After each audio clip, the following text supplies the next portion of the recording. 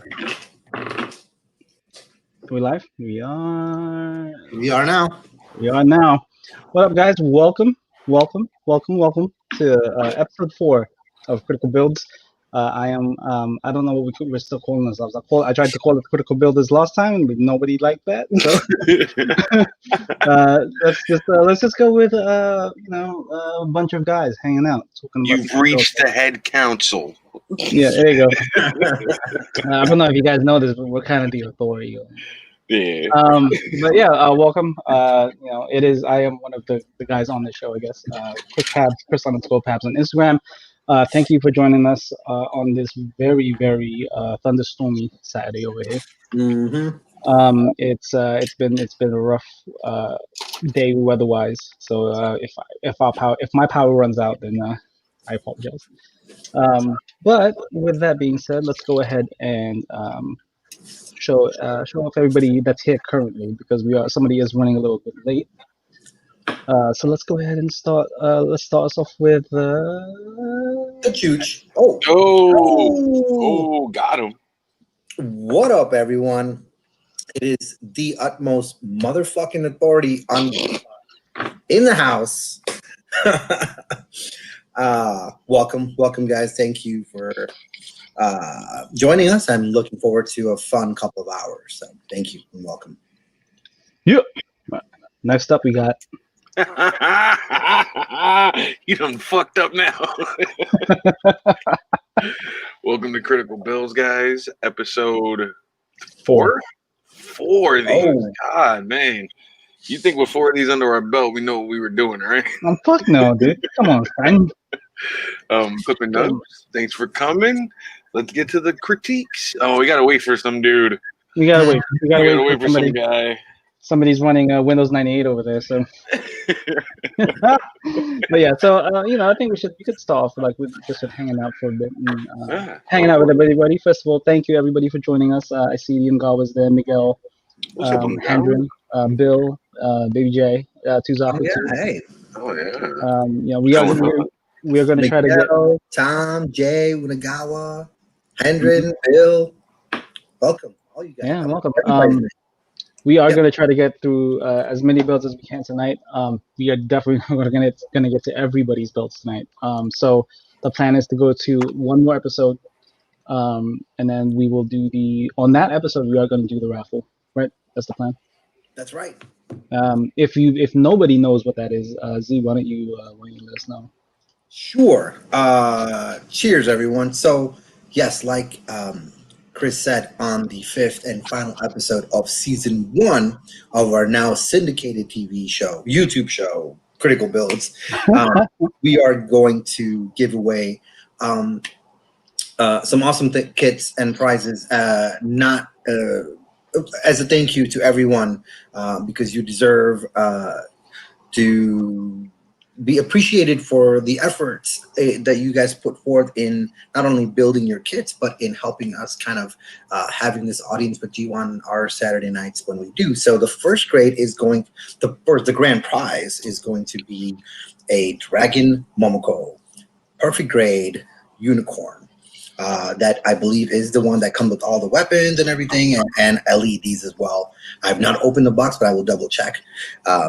Beyond that, second place is a Badger airbrush.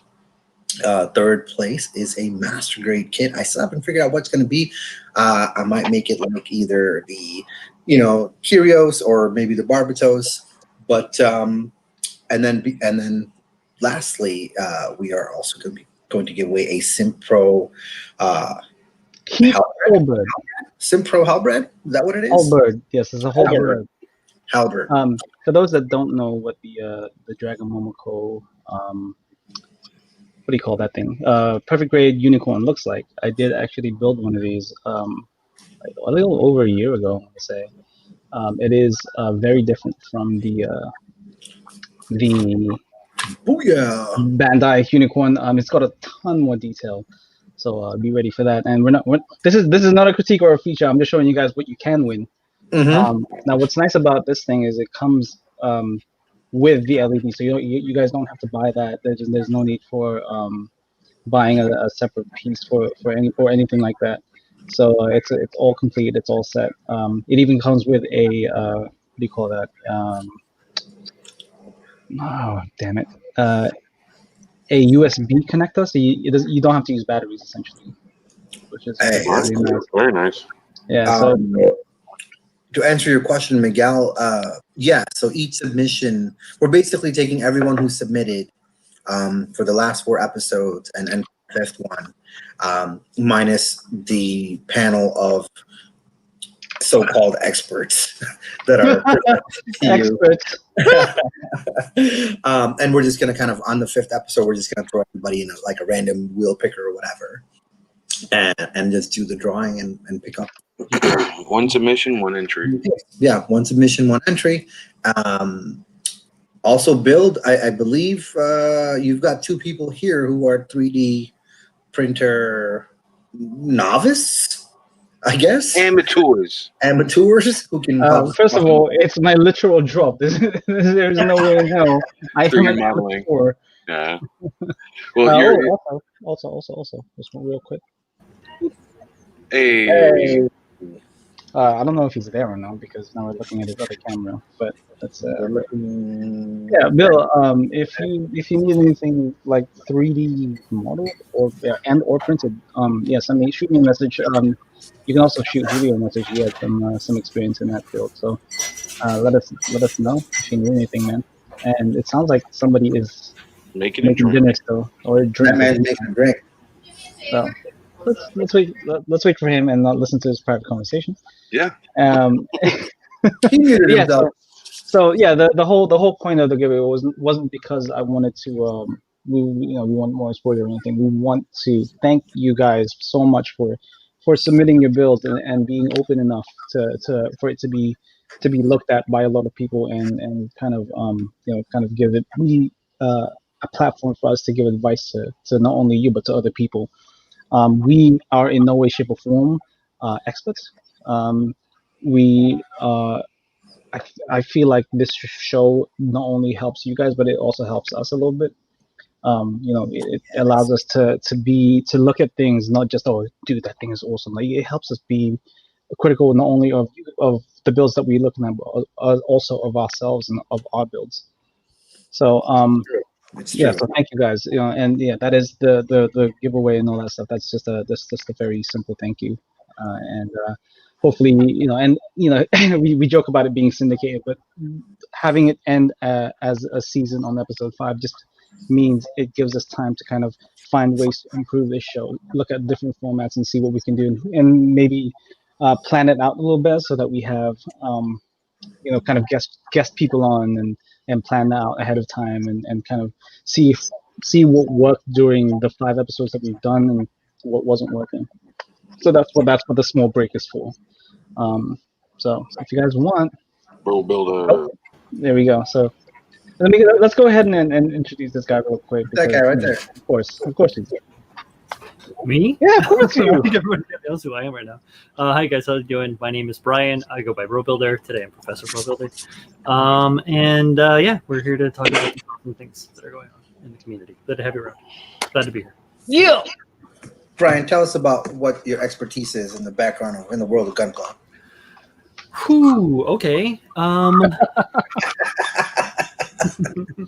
I got into building models when I was a little kid, and I did it a lot. And continued on with art throughout the rest of my educational career, and through the majority of my actual professional career, I've been a fabricator and a builder of all sorts of things, large and small. Specifically focusing on engineering and finishing. So that ties into my making of prop replicas, and then back into model making and to Gunpla. So I came at this wholehearted because I love it and I love you guys. And I won a bunch of competitions. Last year I won the original mecha competition, which is an international competition, and then I also placed best in show at the New York City GBWC competition. I'm just a madman for this thing, and yeah, let's do this. I'll have you know, I am the best builder in this house right now. In your house at home? In my house. I am the best builder in this house right now. Okay? That's what gives me the right to be here tonight. All right. Are we queued up for the first critique? We are definitely queued up for the first critique. Also, I'm joking, guys. My wife is so much better than me. Anyway, so let's go ahead and get started with the first build here real Wayne's quick. World? Anybody? Nobody got that? Wayne's World? Oh, I'm sorry. It's like 5, 4, 3. All right, so let's go ahead and close this real quick. So we got a bunch of. Guys, stop mouthing the words. Okay. Anyway, let's see. Boom. And... Guy, I'm not sure yet. Perhaps Guy wants to know if anybody can request a 3D printing project. Yeah, I mean, why not? We can see what I can help you with. Like I said, I'm not the only guy out here that's doing that. Like, you know, if It really doesn't wants to hurt do to something. ask. Yeah. Kyle, who's not here, also 3D printifies. Yeah, absolutely. Okay, so He first indicator. first submission right here. Let's go ahead with our first critique of the night, and it is somebody that's kind of within our circle, and it is this person. Hey, All right. Yeah. I can't well, see. lady. All right, so I'm gonna go ahead and put it up on screen and then show you guys share with you her description of this build. So let's go, whoop. And it is the ATM-09-ST Scope Dog from Armored Trooper Votons. Still a work in progress, hence some blue tech and spots that won't be glued till final poses are decided, and will be part of a diorama. The idea for this build was to keep it as clean as I could, following guides and inspiration from reference books / techniques used around AT builds and the show. For example, the shoulders were blotted with Mr. Sepsis 500 to replicate a cast metal texture that I saw used in Boton's books and on tank hulls. An additional goal of mine was to be a bit more stringent in my decal treating, not a huge fan of decals personally, and to really focus more on my pre-shade application / execution of color over it. I think I could improve on having the shading be a little more symmetrical. The thighs on the suit, when assembled, gave me the most grief, since I opted to not glue them shut for ease of painting. One leg didn't close as flush as the other. But overall, I had a great time building and painting this kit. Working with projects outside of Gumball, I feel has helped me evolve more as a scale modeler, and I look forward to working on more ATs in the future. Who wants to start off? Who's going first? Who's going first? Nobody? Okay, that's fine. I thoroughly enjoy this. It's really nice. Like this. Yeah.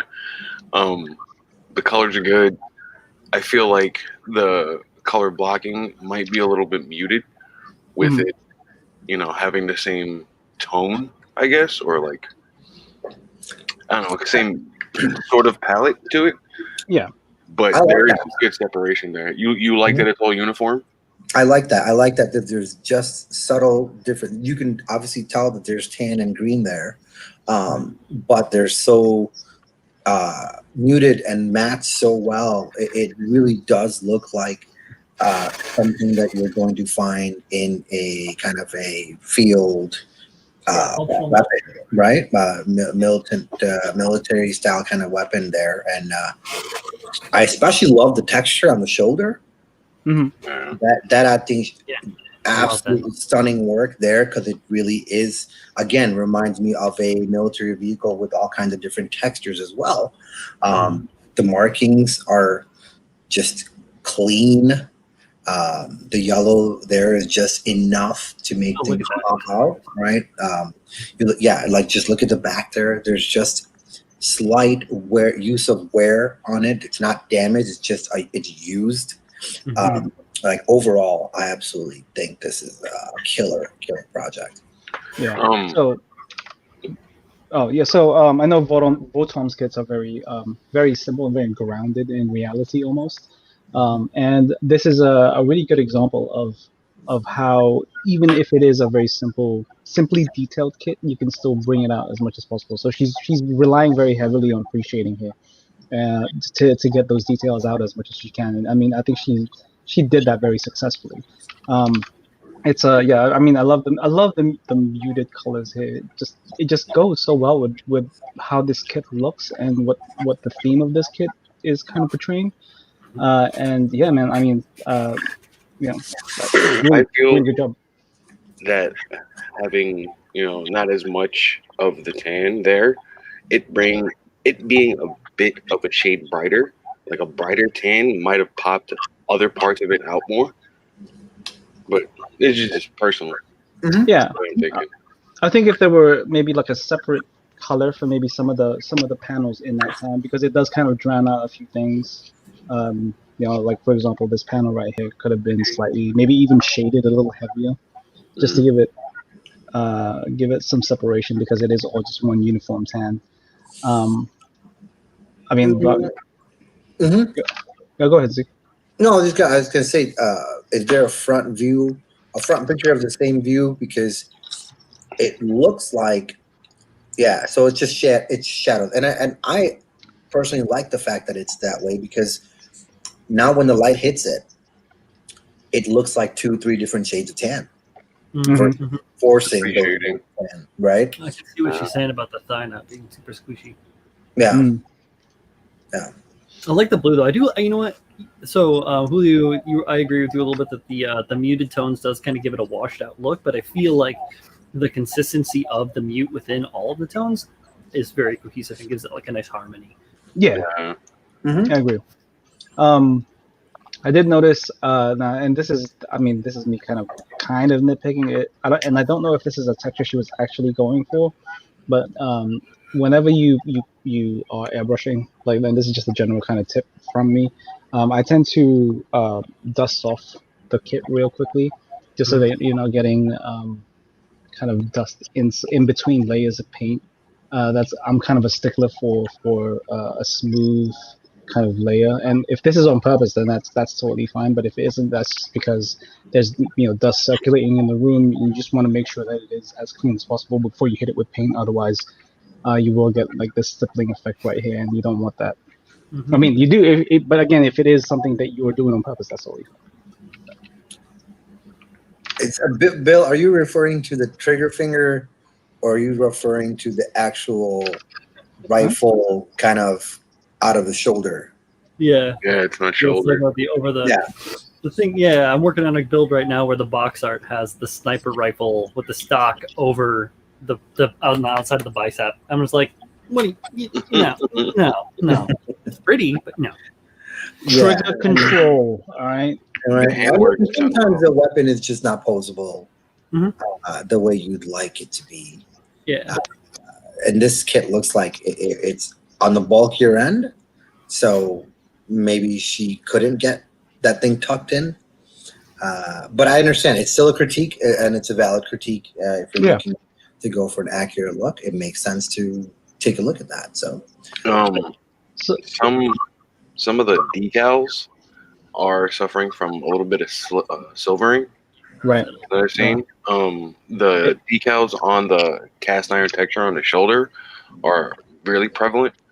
It's the texture, right? That's the hardest part. You really gotta like microsol the shit out of those. You really have to hit that with at least a gallon of this stuff. But then you run into the problem where the same thing I had, where it's just gonna eat the paint. Right. Yeah. I did also notice, in terms of her decal placement, in overall it's very good.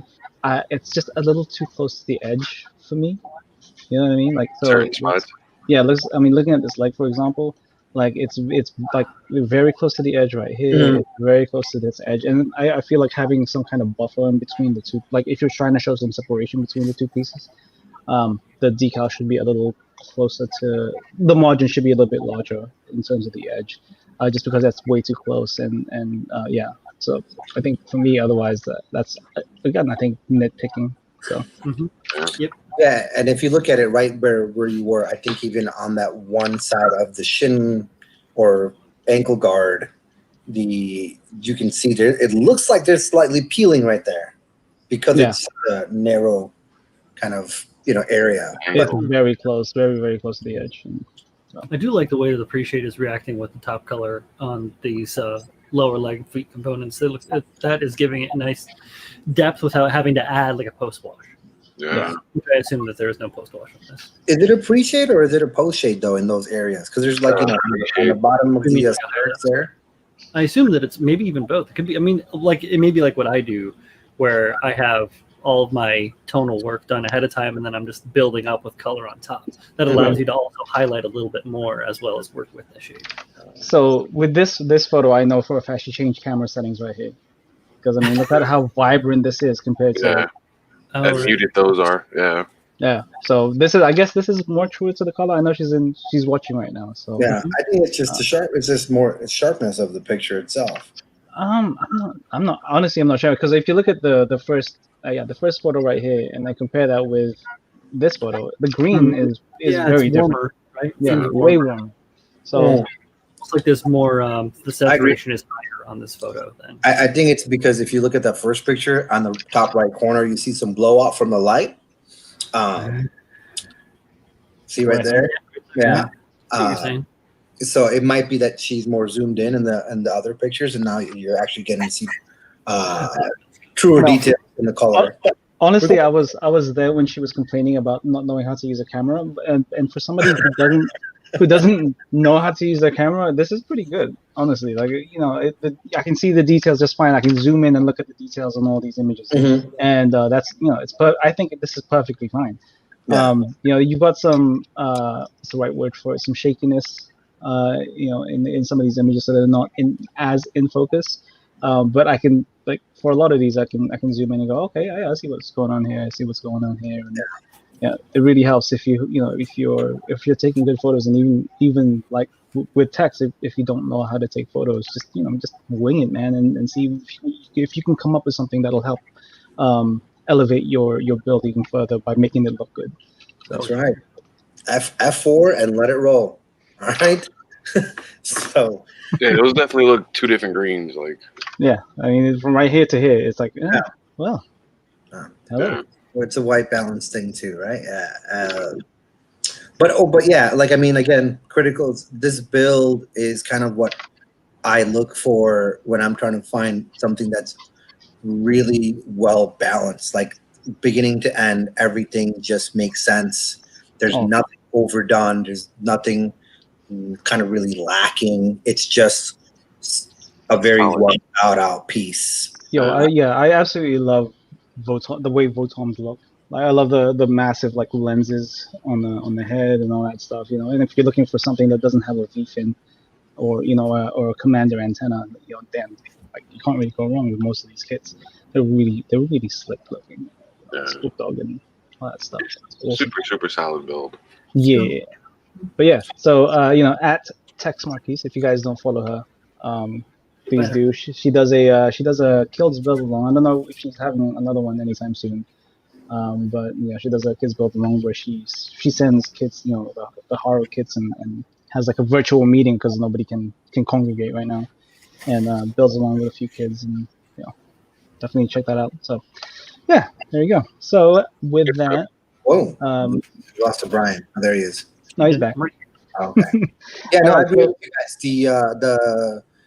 The lenses on the head are definitely badass. Like, you get that vibe of a mecha that is ready to do some fucking damage by kind of making that switch on the fly and the adjustments when he's trying to snipe somebody out, right? So it's a very cool detail, and the way he executed on them are awesome. So it's the Sam Fisher of mecha. Yeah. Actually, people were, I don't remember where I saw it, but people were asking what were you using as a pre-shade for that thing. I was trying to find the question. And also, Bill also had another question. Is that oral film? Candy Blue. I don't know. I don't think it's oral. It's definitely not oral film. I think it's one of those jewel things. Yeah, it's either a jewel thing or color behind the jewel. Yeah. All right. So with that, I am going to move us on to our first feature. So I'm trying to balance this thing out. I'm also trying to keep us within like a certain time limit. Right. So first feature of the day. Let's go ahead and get his name out here. It is Instagram at Kobayashi_Zaku. And first of all, I do want to apologize to this guy because this was one of the first submissions for episode 1. Oh wow! And it was actually lost somehow. So Google Forms lost the submission.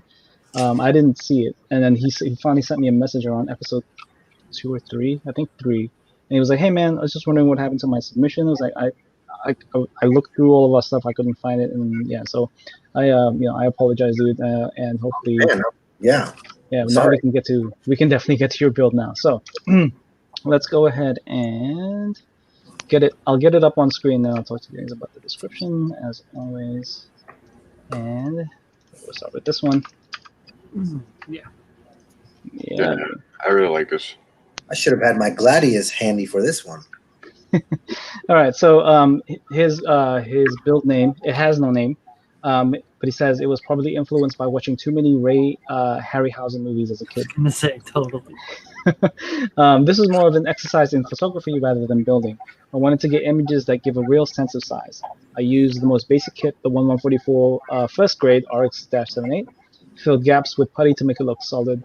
The temple was scratch built with Foamex and styrene sheet. The pillars were taken from a wedding cake. The RX nameplate was 3D printed and then painted with Tamiya acrylics and finished with washes and pigments. Very, very nice. It's awesome. Great job. I Yeah. really like builds like this, man. Like when you take something as I don't want to delete something as simple as a first grade and then just going completely ham, doing something like this is fucking amazing to me. Yeah, it really is. Yeah, with the first grade, they're like statues almost, right? So Yeah, I mean this is the perfect one for it, right? Yeah. Yeah, and I think he was very successful in showing off the scale of this thing, the little kind of diorama piece and all that stuff. Yeah, really awesome, dude. Really did a great job. Yeah, I like the grass gives the whole piece like a slight patina to it. It's really, really nice. I do enjoy. Yes. Yeah, really cool. And then he said that the RX-78 right here, which is again very clever in Roman numerals, was 3D printed. That's awesome. Yeah, that's my favorite part of this thing, actually. Just the attention to detail and kind of creating this statue and not forgetting that, hey, it has this kind of Roman numeral. It should have these Roman numeral markings to kind of say what it is, and then putting them where they are. I think that's absolutely stunning. I like it a lot. And then just even like the placement of that broken arm, falling off there, where it's like, yeah, when you look at the ruins from like Acropolis or whatever, they're just kind of strewn around because of whatever, people moving them and shit breaking, whatever. It's really, I love it. I love the fact that there's actually tourists there. The only part of this that it's a feature. Oh yeah, this is a feature, not a critique. I'm sorry. I absolutely applaud you for taking photos of this thing outside with the sky and stuff in the background. Like that just elevates this even further. Very much. And in the first photo, like it legit looks like an actual thing. Yeah, like, look at that. Like we go there in Greece. Yeah. Yeah. So cool, man. It's so cool. So this is Sean's. Sean Wiles. Okay. No critique, Sean. It's just I just don't understand. And again, this is just maybe my ignorance or just not knowing why there's this darker shade of green kind of all over the place. It's supposed to be grass or algae or something. I just don't know what it is. So for me, it's a little bit like I'm trying to figure out what it is. That's all that is. So it's not really a critique on what you did there. I just don't know what I'm supposed to be looking at in that part of the build. Yeah, and you know what? What's really cool about this is it tells us a story without really doing anything too extravagant, right? Like it's telling this like very unique tale, and the fact that he mentioned Harryhausen films was like that was the kicker. Even before reading that thing and I saw this, I was like, yep, that's. Oh yeah, you totally see Clash of Titans in this, right? You see, Oh yeah. Sinbad. You see like all the awesome. The little scouting stop animation. I wish there was a little gold like Haro kind of somewhere like the owl. Oh right, exactly. A little Easter egg that would have been really cool. But this, dude, you knocked it out of the park. This is it's absolutely first grade. Yeah, really nice. Sometimes stone when it's aged and weathered develops moss and And I was thinking that I'm like, a rolling stone gathers no moss. So it could. And then again, I just was like, hey, I don't know. I liken it to lichen. Ah, Oh no! Well, I mean, I guess Kyle's a Kyle. Yeah, genius. Kyle did say to throw in a joke or two. All right, okay.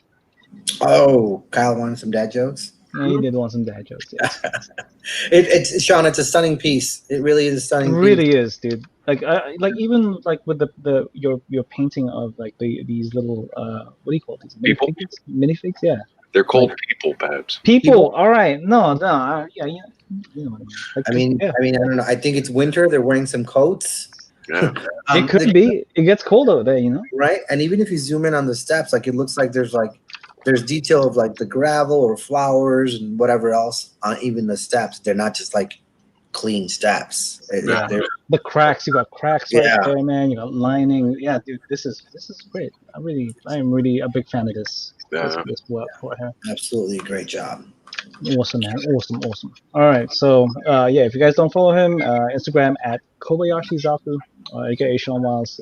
Thank you again for submitting this, man. And again, I do apologize for I mean, I guess losing it. I mean, I didn't lose it.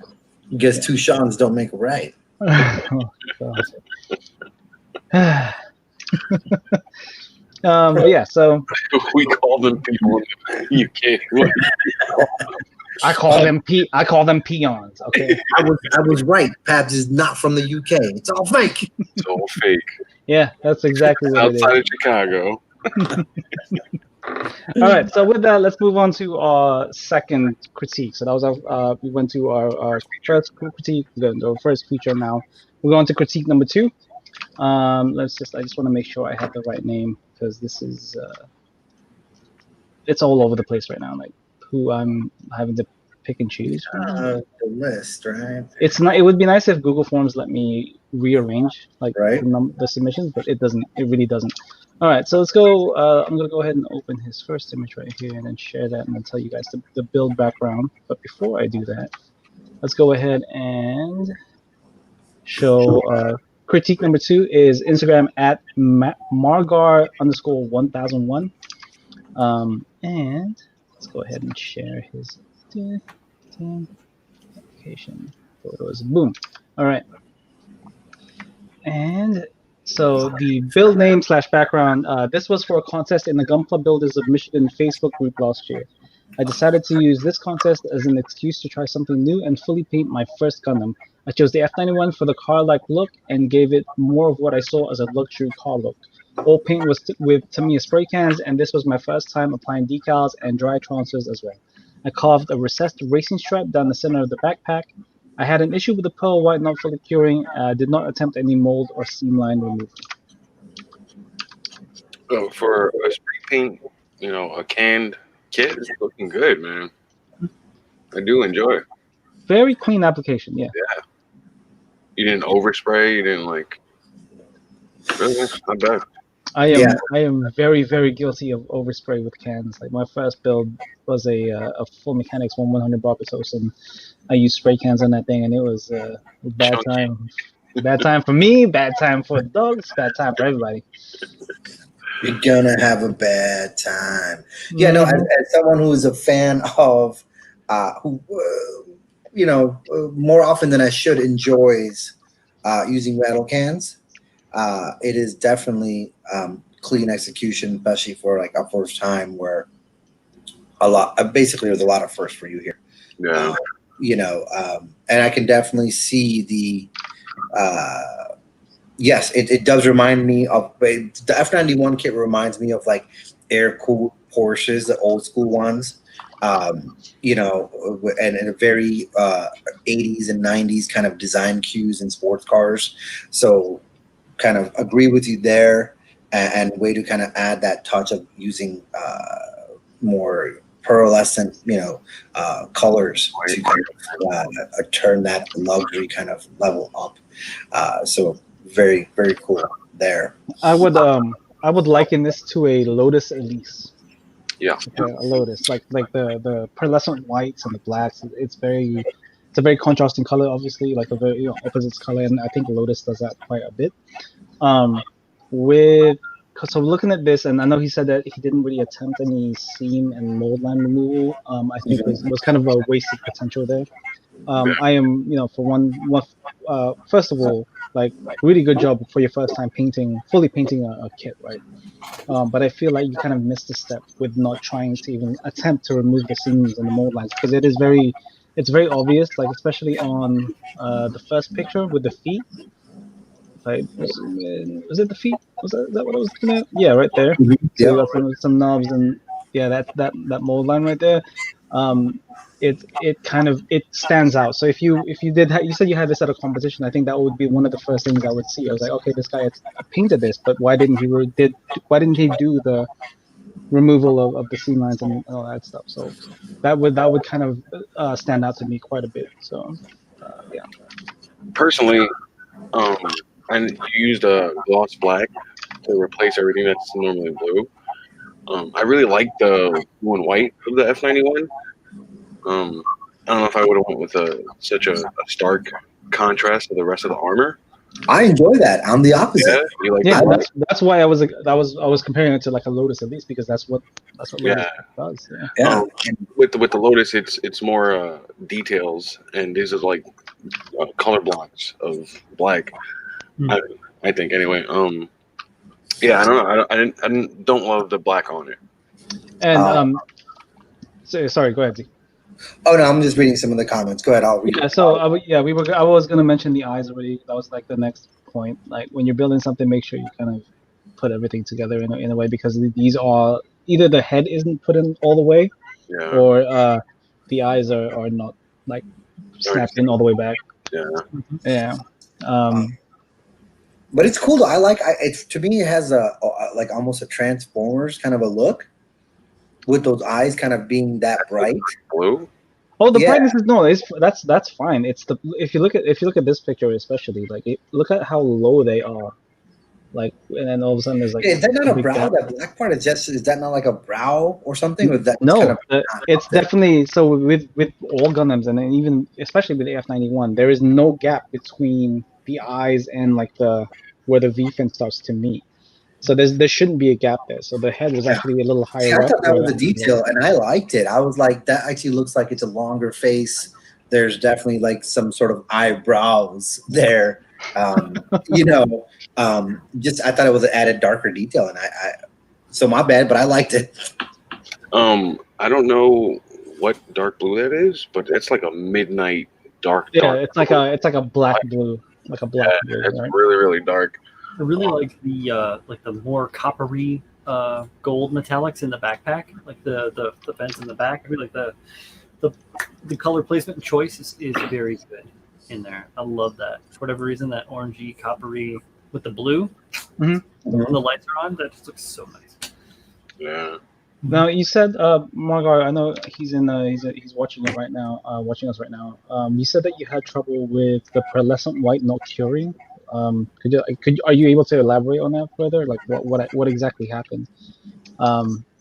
Because I don't know if you didn't mention it or anything like that, but you said that you I don't know if you mentioned like a top coat or anything like that, but that might have helped with your paint kind of running. So if you look right here, like that's what the original blue was and stuff like that. So maybe a top coat would have helped it a little bit. Yeah, and I would have preferred to have seen this copper gold color that's in the vents On the rest. kind of all around over the gold. Instead of the gold, I would have preferred to seen this color because that would have really, for me as a car guy, would have kind of reminded me of like just those bright copper gold kind of wheels that you'd find on a Lotus or like a Lotus. Yeah. Nice, right. Yeah.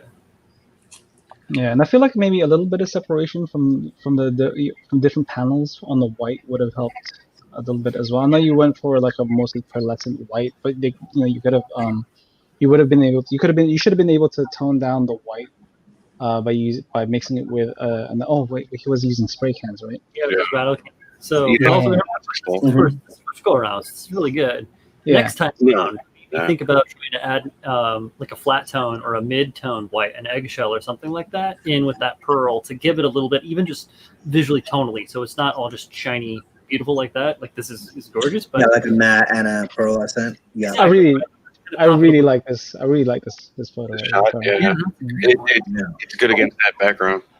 Makes me Yeah. want to build, but I can't. Another thing that I thought that was just an opportunity that was missed. If you go in underneath kind of like the armpit area, zoom in, like kind of like the vent details underneath the pecs or on the side of the pecs, like you see underneath the black, you see how there's I feel like had you gone in there and added a different color to separate that, Oh, right. If you'd brush that gold in there or something. yeah, like it would have really kind of popped out for me. Yeah, that you can do that with rattle cans too, guys. It's not that tough. You just got to kind of contain it a little bit and just a little bit into a vessel, and you have some paint that you can brush. Yeah. So Bill says, is there a gloss red and a metallic red? It seems metallic red on the head, then a sand on or gloss red for the feet. I think it's the same red. Yeah. What is it? Come back. There we go. Yeah, it's the same. It's definitely the same. Yeah, red. it's still got that metallic sheen to it. It's just yeah, I think it's the top coat. It's the semi-gloss top coat that's kind of giving you that sheen. Yeah. Yeah. And, the parts on the head are small. Margar says he used to me a dark blue, which came out darker than he expected. Yeah, almost black, dude. It's almost black. Yeah, I mean, even in the photos where in your indoor and outdoor photos, they all look like very black blue. Really. This almost looks like a new Gundam, black blue. Yeah. If it's a Tamiya dark blue, it's probably more like a blue black from a military kind of style of paint, where like the old school Zeros, the cowl in the front looked black, but it was just that dark blue with some black in it. I don't think Tamiya kind of changed it; they just kind of renamed it. So that's probably why it came out darker than he thought. He thought it was gonna be more blue, but it ended up being more blackish. Yeah, and Margar, I mean, I've gone through the same issue too. Like, I think if you do too many coats too quickly, then you will definitely have some issues curing your paint. Give your paints a little time to breathe and kind of get rid of some, especially if you're using spray cans. Give it some time to get rid of some of that aerosol in there, and then hit it with another layer. And, yeah, it's just a game of patience, really, man. And I am guilty of being impatient too. So. And he did also do a semi-gloss top coat. So some panel line cleanup would have definitely helped a lot. I think some of it's a little. Agreed. And then there's certain parts where You mean like washing or what? Cleanup, or what's the deal? Because it's got lines, but yeah, no, just cleaning up those lines. Like, yeah, like you see right there. Yeah, exactly. Yeah. Like the stains are there. And again, we've already kind of touched on, like you look at his, like the wrist there, and then like on the head, behind the little cannons, there's areas where you have. It looks like you missed panel lining behind the gold accents of the cannons as well. oh, the Vulcans in the head, Yeah. Mm-hmm. like on the face part, heavy. It won't let me do it, guys. It won't let me do it. Uh-oh. It won't let me do it. You broke it. I broke it, guys. There we go. What were you talking about, Z? Where? So if you go like if you go and zoom in on the head in any of the pictures, really, behind the Vulcans, you see the little kind of Right here? like there's just not any dark. It's just white. Where you the third image in is a more of a or fourth. Sorry, that one. Yeah. Oh, where'd it go? There you go. Okay. Well, Yeah, you see, can see it's a little choppy in there. I see what you're saying, Z. yeah. Okay, but overall, man, really, One is a transforming kit too. So the head has two different modes usually. yeah, it's got the face. Yeah, the face in, Gimmick. face out. So this Yeah. could be difference, like with the eyes being dropped down so much in these photos. It could just be like a difference in the two. The transformation not being fully completed potentially, I suppose. But still, dude, holy shit, well done. Yeah. First Just go. I'm just gonna say I'm gonna put this out there. Just don't forget like those other steps, because those steps allow you to create a whole thing. So the scene line and the mold line removal might not seem like a big deal in the long run, but once you start adding those together, the seam line removal, the paint application, the cleanup of the panel lines, the decal applications, it becomes like this, it's this whole cohesive thing. So just try not to skip those and kind of start going with the paint, because I know everybody loves to do the paint jobs and all that stuff, but those things do add up. Prep. Same. Prep goes a long Same. way, man. Yeah, and patience when you're painting with battle cans. If you're still doing that, just patience is key. You gotta let those things cure for quite a while before you can handle them. And now, Spray can. I know he said that this was a build he did for last year, so I'd really be interested to see one of your more recent builds. Yeah, definitely. Yeah. So Thank again, you, if you guys don't follow him, Instagram at @markart_1001, give him a follow, man. Because I mean, I definitely want to see. Yeah, what you and do. Bill makes a good point. What kind of primers you use under the paint definitely make a difference in what you're trying to kind of bring out as a final product. True. Very much so. Yeah, you can get a nice complementary bright burst by adding a different kind of color or different primer color behind, even basing with a different color over your primer. Yes, sir. All right, so feature number 2, because like I said, we're flip flopping tonight. We're flippity flopping. Let's go. I'll go ahead and get his banner up, and this guy isn't not a. Well, actually, let's get rid of this comment right here. Sorry, Bill. He has submitted on the show before for critique, but this time he's doing a feature. So, Mr. At Kurtz433. Kurtz. Yeah. So this time, let's go ahead and share the screen real quick so you guys can see what we're doing here. And I know this is a very recent build, so let's go ahead and show this up because this looks fantastic. I like this a lot. Yeah, boy. Real good. Kurtz went hard. Yeah, Kurtz went hard. So fun. Hard. All right, so the build name / background is Rhythmic Slicing. The HG Nobel Gundam versus Death Army drone for Mecha Warehouse's Grunt Destruction. Inspired by Nobel's beam ribbon, I attempted to capture that millisecond after an attacking veteran Grunt has been fully Anakin'd by a much faster, nearly assembly line fresh mobile suit. Nobel has single joint knees / elbows, as well as its package display stand meant limited posing opportunities for both, especially with drilling and gluing styrene rods for severed limbs mid tumble. There you go. I feel this is a vignette that benefits from in-person viewing or video. So if you guys want a video, I can also share that. So, oh, dude, really, woo, I really like this build. Yeah. If you guys can't tell. I really like these colors on the Nobel. I'm gonna stop talking for a second while I mute. Somebody take over. Okay. So Z really likes the colors here on the Nobel. Would you say that there's some Zenithal action going on in the Nobel? Very much so. Yes. Oh, I agree on that. We've got some focused light being happened through paint. I do enjoy that quite a bit. Oh, the execution of it is really well done. Really nice, dude. I'm curious to know what. How did he do? I haven't been paying attention to that contest. How did you do? He was eliminated by some dude. I don't know. They're already out. Well spoken. Paint applied really, really well. Like everything's tight. It's really tight on this vignette. Great work, Kurtz. Really great work. Really, really excellent photography. Way to show how much work you put into these very basic kits. Yeah. Yeah. Very much so. Man, like so lovely stuff. Mm-hmm. It's a cool piece. It's a very cool piece to look at. I don't know if It's a feature. It's a feature.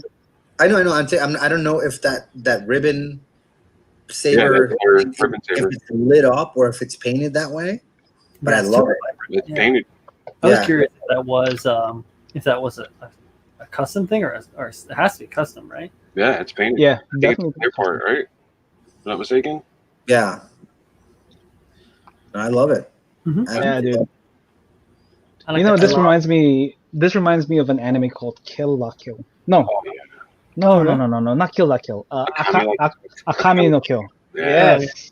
Yeah. The pink around the monolith freaks you out? What's Bill talking about? Let me see. For the Yeah. It looks like he hasn't had this death army hasn't had any sleep. So You think it's Patrick For a instead of while. it's Patrick instead of a mobile suit? Nice. I don't know, but Kurt, seriously, man, like you really pulled It's some very rabbit out of the cool. hat. Yeah, Yeah. I dig it a lot. And I'm not a fan of that Nobel. My eyes look an awful lot like those rosy eyes. 5 a.m. looking at something you've been standing for the last couple hours. Yeah, Don't Yeah. get me started. dude. Yeah. It's I'm not great even a. photography too. Like photography is absolutely stunning here, but all the pictures are really good. Really Yeah. good. I'm not a fan of the Death Army or the Nobel. Me neither. Just because there's no like it's too small of a scale for me personally. But looking at this build makes me want to go, maybe there's something I can do with this Death Army thing, or maybe there's something I can do with the Nobel, man. This is phenomenal work, dude. Yeah, any model can be made like this. Like it's absolutely gorgeous. You know, it doesn't matter what your favorite suit is or what suit you pick up or whatever the hobby store has. You can yeah. Look at the reflection of the hair, man. Yeah. Yeah, So yeah. glossy. The gloss, nice. So sexy. Real quick, Bill. Nothing on this show was ever wrong. It's just the way it was done. Doesn't mean that it was wrong. Yeah. What is the pink eye? Is he talking about? Yeah. Yeah. Because pink eyes freak people out. And yeah, I mean the decal work, the weathering. I think this. I'm sorry to say you were eliminated, but this is some top notch work. Yeah. Actually, do you remember who? Do you know who? The studio that made Kill La Kill. Do you remember? Even not Akame no Kill. Like, was it Studio Bones? I'm honestly not sure. So I know for a fact that for some anime studios, very specifically, they choose to have pink eyes instead of white, to show like something as a drone or as a grunt, right? So yeah, it's specifically done to that. Yeah, it's specifically done to show that they are mindless followers almost. So that could be that, honestly. So Okay. but yeah, Kurtz. Yeah. Shit, dude. Really great job, Kurt. Very nice. I also like. Is this part of the kit? Like this decal? No, I don't Oh, think- dude, so cool. Yeah. really well done. Yeah. I'm really both surprised and disappointed that this didn't win. Like, Yeah, this didn't- yeah. I even love the fact that this. I mean, I don't know anything about the Kill Army, but I don't know if there's flesh inside there. But like, the fact that there's like the yellow kind of blood, oil, whatever that is. Molten suit, right? Yeah, From being- molten. Yeah. Yeah, from being Yeah, cold. that's from being cut. I'm very excited. Sorry. Yeah, I love it. Good. Good job, man. Yeah, dude. Yeah, if you guys don't follow him, I don't know what you're doing with your lives. At Cuts433. Thank you for submitting, dude. Really awesome job. Awesome job. Very much so. I wish it won. It's a winner in my eyes. Very much so. All right. So with that, let's go on to our next critique. So let's roll on. We're at an hour. By the way, for the F91. Yeah, Oh, yeah, we didn't hey. see it. So if you look at that image right there, see, there's no space in between, like where the V fin ends, right there, and the eyes. Like it's all. Yeah. There's Well, I no like eyebrows. this. Brian, I need you to take a Sharpie and add some space there on the shirt, please. So this Color out Z on my screen. Oh, So this yeah. so with this next critique, I think is going to be kind of a very special one. This guy has submitted before, and this build was done from in between episode 1 and episode 4, and Oh, so wow. he's taken what we've talked about with his build and he's applied it to this one. So let's go ahead and put his name up on the screen here. Derek. Instagram at Derek_MJ. I don't know if you guys remember from episode 1. You will as soon as I pull up the what do you call this, the image. So let's do that real quick. Share screen application. Bam. You guys remember yet? No? Yeah. Maybe? Hmm. Okay, so let's find his build background real quick. Because now I gotta go through everybody. That's a DisPA cutting mat. It is. That is indeed.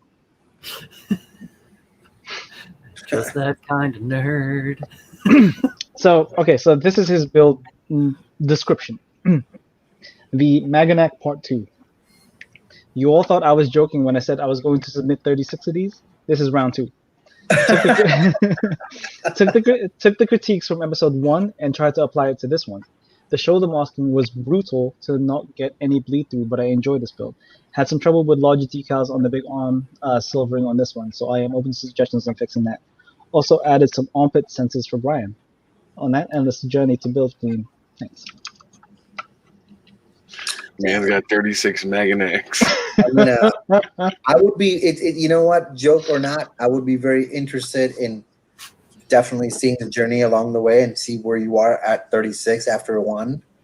And then I also have to, in the loudest way I can, applaud your passion and willingness to learn and improve and grow. You literally went from episode 1 and said, hey, I'm going to take what you guys said and apply it and then bring it back to you. This is what it means to just want to level up. And this is the purpose of what we want to do here. Yeah, It's mission absolutely accomplished, right? Yeah. Like, this is what we wanted from the show to help people out and show them that, hey, you know, maybe with a different set of eyes or for a different set of eyes, maybe we can find something or say something that would help you elevate what it is you're looking to do and get you to that level that you want to be in. Not because we are better than you, but because we have different personalities, different sets of eyes, you know, different preferences. So, dude, let's get to it. Yeah. So here is episode 1 to episode 4. So here's episode 1 to episode 4.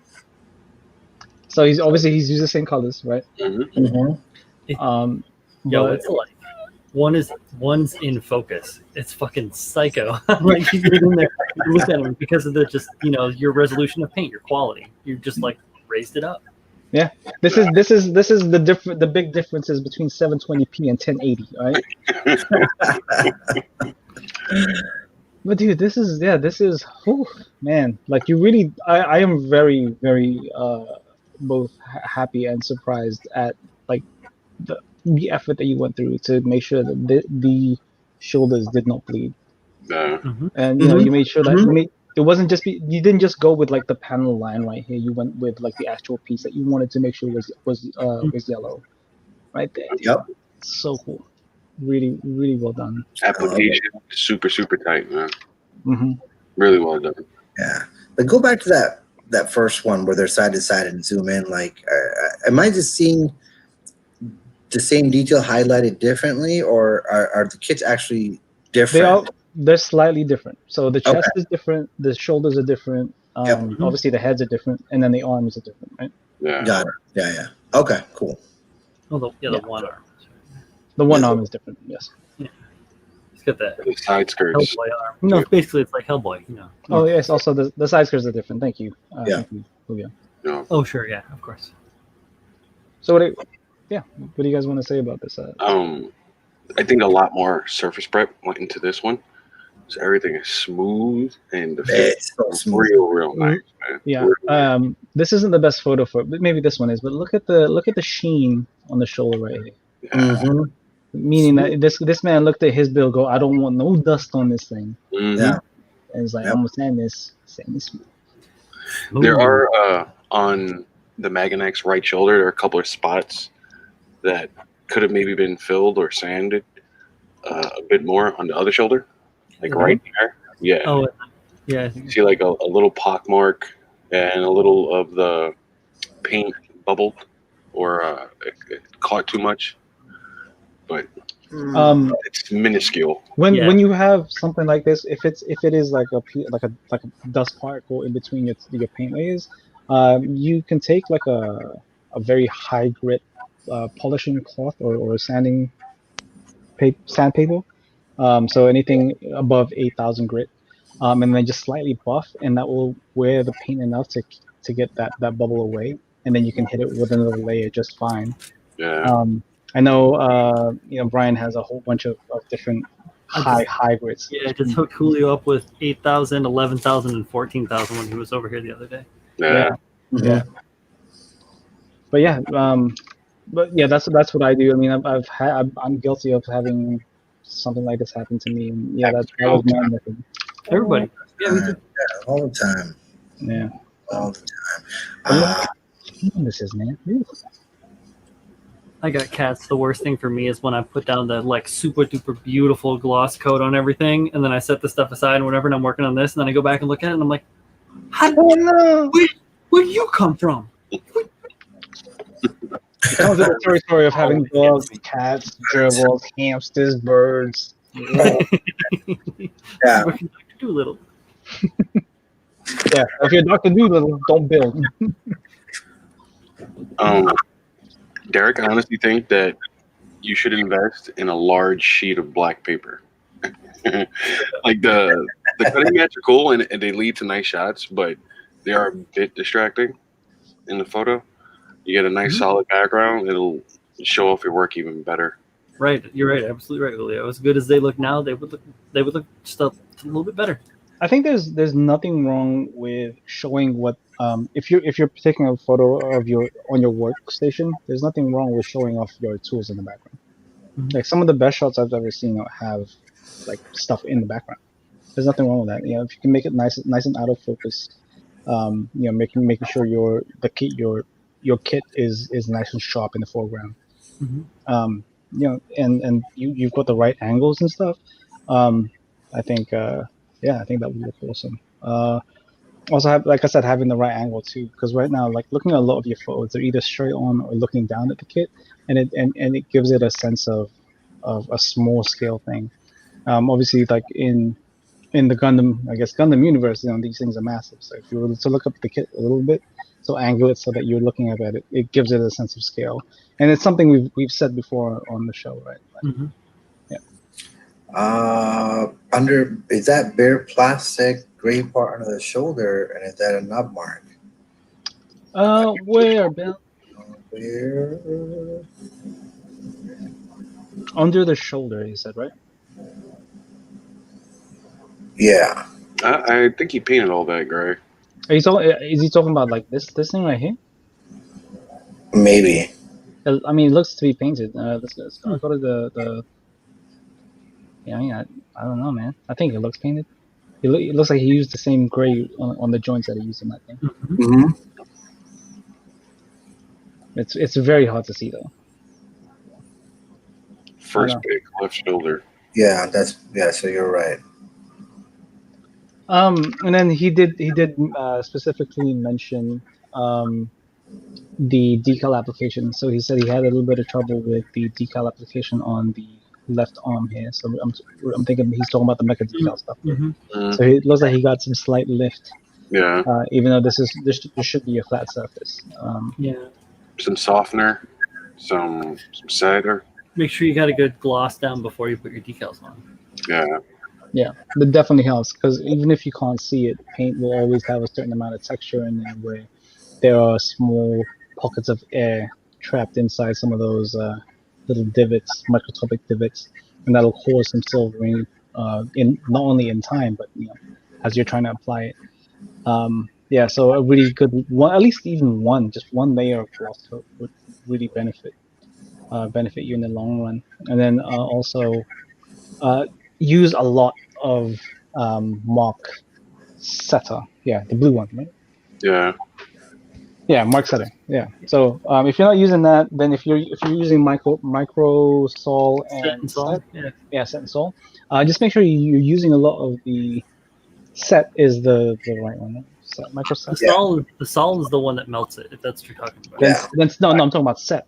So make sure that there's a whole bunch of set underneath the decal, just trying to squeeze that stuff out. Just more in this case is better, just because you want to make sure that the moisture underneath your decal is nice and uniform, consistent. Yeah. And then when you're using your cotton bud or your squeegee to squeeze out the excess. There's absolutely no air in there just because you've used enough liquid in there to remove that air. So I personally really love Sol. Like you give it a good melt, and those edges fly away. It sets it in real nice. Give it a good top coat, and it looks real good. It looks real painted on. yeah, and Hendren is right. I mean, if he's not using lacquers, then yeah, at least 2 layers of clay, especially if acrylic gloss is used, because the zipper or enamel thinner will rub it off. Yes, sir. Right. Good stuff, Andrew. Yep, let them dry between coats. Mm-hmm. But the decal placement's real nice. Yeah, really cool. And I would have put more on the outer side of the arm. Like you have it on the top, but on the back side of the arm, a couple more there. Man. I want to see numbers on this thing. Like a 001, 002, Oh, sure. 036. Yeah, I want to see that, man. Like, put it somewhere in there because like I said, I really like your decal placements. And I can see that since this thing is very asymmetrical, you've got some asymmetrical decals going on the arm. But like I don't think the placement of this one right here really makes a lot of sense to me. Show him the back. Show him the back. Also with the decals, some dark gray, almost black decals, and the lighter parts would have been really, really nice. I can see that too. This is as much of the back as I can see. I don't think he sent any like straight on flush. Yeah. Yeah. Was there anything specific you wanted to look at, Bill? I don't know. But yeah, like the inside and the outside of the arm, the large arm, some decals there. Yeah, right on the side too. Even yeah, I think would be really cool. And I can slap some numbers. Yeah, like a 002 right here would be really cool.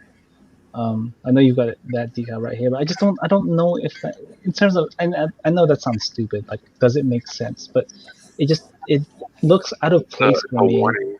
Yeah, this massive beware thing on like a big panel that doesn't have anything around it, minus maybe the joint, that would be potentially dangerous. Yeah, I see what you're saying, but I enjoy it in that section. Maybe a warning instead of a beware, but I'm not sure. Maybe not like right dead center of that particular panel. I don't know, man. Maybe it's just preference. I'm talking preference. No. This is exactly what we're here for. The large beige areas, some dark decals in certain areas there. Yeah. Really, really nice. Yeah. Also, I like the fact that you put a decal right there on the armpit. Good job. Because I know this was a Brian request, right? I'm an old man. Yeah. Oh, that's the problem with that is the armpit sensors. Is that what that's going on there? Come on now. Yeah, that's the armpit sensor right there, man. He wanted to make sure it was there for you. Killing me, man. Oh, I love it. I do love it. Hidden details. Oh, he said he did that. I love that. Keep it going, man. Keep it going stronger. I gotta see what this thing says. Some old man. I gotta pull out my trombone here. But yeah, Instagram at Derek_MJ, dude. Well done. Hopefully we see number 36. Hopefully there's an episode 36 of this show. Yeah. Who actually knows at this point. But yeah, if you guys don't follow him, Instagram's right there. Really cool, man. And hopefully we see more. Yeah, great job, man. Great job. Yeah, absolutely. All right, so let's go with our third feature of the night. This time it is again somebody we are very familiar with. I'll show it right here. Ooh. Freeling creepy for you. Oh, is that Freeping Creeley? Freeping Creeley? Dude, for a second there I thought I had misspelled the name. I felt so bad, and then I looked at it. I was like, "You sons of." Yeah, it's the J Shack. Nice. J Shack and Jay's Chicken Shack, right? J Shack. Not Jimmy's Chicken Shack. Not Jimmy's. Not JJ's Fish. It's the J Shack. Jay's barbecue and foot massage. This thing is so nice. Yeah, it's bomb as hell. Let me see if I can find her build. Let me get a something to drink while you guys are doing this. All right. Her build background is the name of this build is Coral, and it is inspired by Ocean Man by Ween. I really like the vibrancy of aquatic life and find that it's often really cool to look at. Plus, protect our ocean reefs. Okay. So, what do you guys want? To talk about? I love it. All hand painted. Mhm. She went really, really hard. The modulation on the base, like the gradients on there, look really nice. Really great work, gentlemen. Really well. The design on it is very, very well done. Everything is really well thought out. The layering is all really good. It looks like you planned it out, and it shows that you did a good job. I have not seen a single Haro that I don't like from John Lin. Yeah, I own a Haro from John Lin. It's awesome. Yeah. I got myself one as well. Freaking wizard on it, believe it. Very, very creative, very imaginative. Beautiful work, man. You've got like a whole line of these at this point, so, and they all remind me of like the designer labels of things. So there's in terms of like the video game world, there's a collector's edition console or something like that. Like this is a collector's edition Haro. Yeah, I can totally do that. It reminds me of like the toy people like Dunny fads of the yeah 2000s in a little way, where you take like something that's very base, like in the Haro form, and then you turn that into some crazy art, whatever that might be.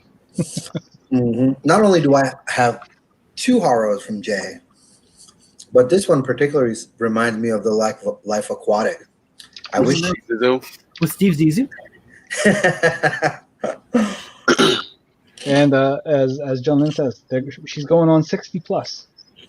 Oh, nice, dope. Holy cow, dude, that's a lot of Haros. Yo, you should be in the Guinness Records for the most Haros ever built. Give him a call. Yo, that should be a thing. Like, for real. You're 60 in, you should definitely try to see what the record is. Are you photographing these, Jake? Because you could put that together into a small book. Yeah. Yeah, I mean, could you imagine like a nice photo book of each Haro in different angles? A round book. Lord. Nice. Like a Haro book made out of Haros. Ooh. Easy there, Exhibit. We heard you like Haro. If you go to the top-down view of the blues and the way she like photographed it, looks like she gave it modulation. It looks nice. This is a feature, right? Yeah. Feature. Yes, it's a feature. Okay. Well, it's kind of small, so it's a featurette. Well, Bill's critiquing it. Bill says the contrast between the light green and the blue is a bit problematic to me. If there was some gradation or separation, would look better for me. I guess it would look better to me for me. Yeah, it looked like a leprechaun to me. Who else? John Lin says you can critique, but only Yuzi. I got you, girl. I got you. It's all right, Bill. No, there's nothing to critique here. It's John Lin Haros are. I don't think anything that anyone should. The most critique they should get from anyone is like, I like it or I don't like it, because that's personal. That's personal to you, like whether you like artwork or not. But each one of them is a different piece of art, and it really looks like a piece of art. And that's what Jay does with her Haros. She makes pieces of art as the Haros being the canvas. So there's really nothing to critique here, except I enjoy, as someone who loves fish and whose spirit animal is a sea turtle, this is close to my heart. So I love fish in the sea and on my plate. Exactly. I was just eating tuna before I got here. So, yeah, I love this thing. This is fantastic. No, you're right. You're right. Absolutely right, Jonathan. Like, you can be a peach, but someone out there ain't gonna like peaches. That one is me. I don't like peaches. I don't like them peaches. No. Great work, John. Great. No, yeah, really good, Jonathan. And again, she does. I don't know if you guys don't know this, but she does commissions for Haros. So if you guys want something like this in your collection, what is your store name now, Jonathan? Is it J Shack, right, or something like that? It's the J. Shack of Fish, House of Fish. It's the Shack of Fish. It's the Fish Shack. It's the fish J, whatever, you know what it is. Yeah. So So believe it or not, I got a book for that. you got a book Called for it's called I Am Plastic, right? And John Lynn stuff reminds me a lot of like this Donnie work in here. yeah. So It's like all vinyl the same designer thing, but toys. everything has its own amazing different personalities. Definitely designer toy quality Gunpla building. What is Yeah. what is that book? A Little Big World? What are you looking at there? No, this book is called I Am Plastic. It's from, gosh, this is probably from 2006.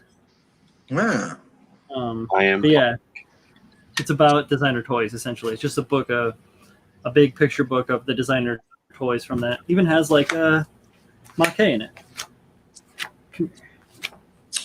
yeah. I like it. I Jake, like. I think Oh, what you hold on. specific Haro is find a not much bigger than the Haro glass bowl and put some, whatever glass pebbles, tiny ones in there, and put this in there like an aquarium. I would love to see it displayed that way in a little tiny I don't know if you have. aquarium kind of thing. Like a little fish bowl. I don't know if you have a bunch of top coats on this, but definitely top coat it before you put it in an aquarium. Just saying. Water-based acrylic Yeah. and war. You ruined my art. That's See, it. it doesn't even have to have water in it. I just feel like it would look very cool displayed inside of like a terrarium, aquarium kind of. She could put it like she could do a similar style of like a media at the bottom, like a volcanic rock or something along those lines, right? Yeah.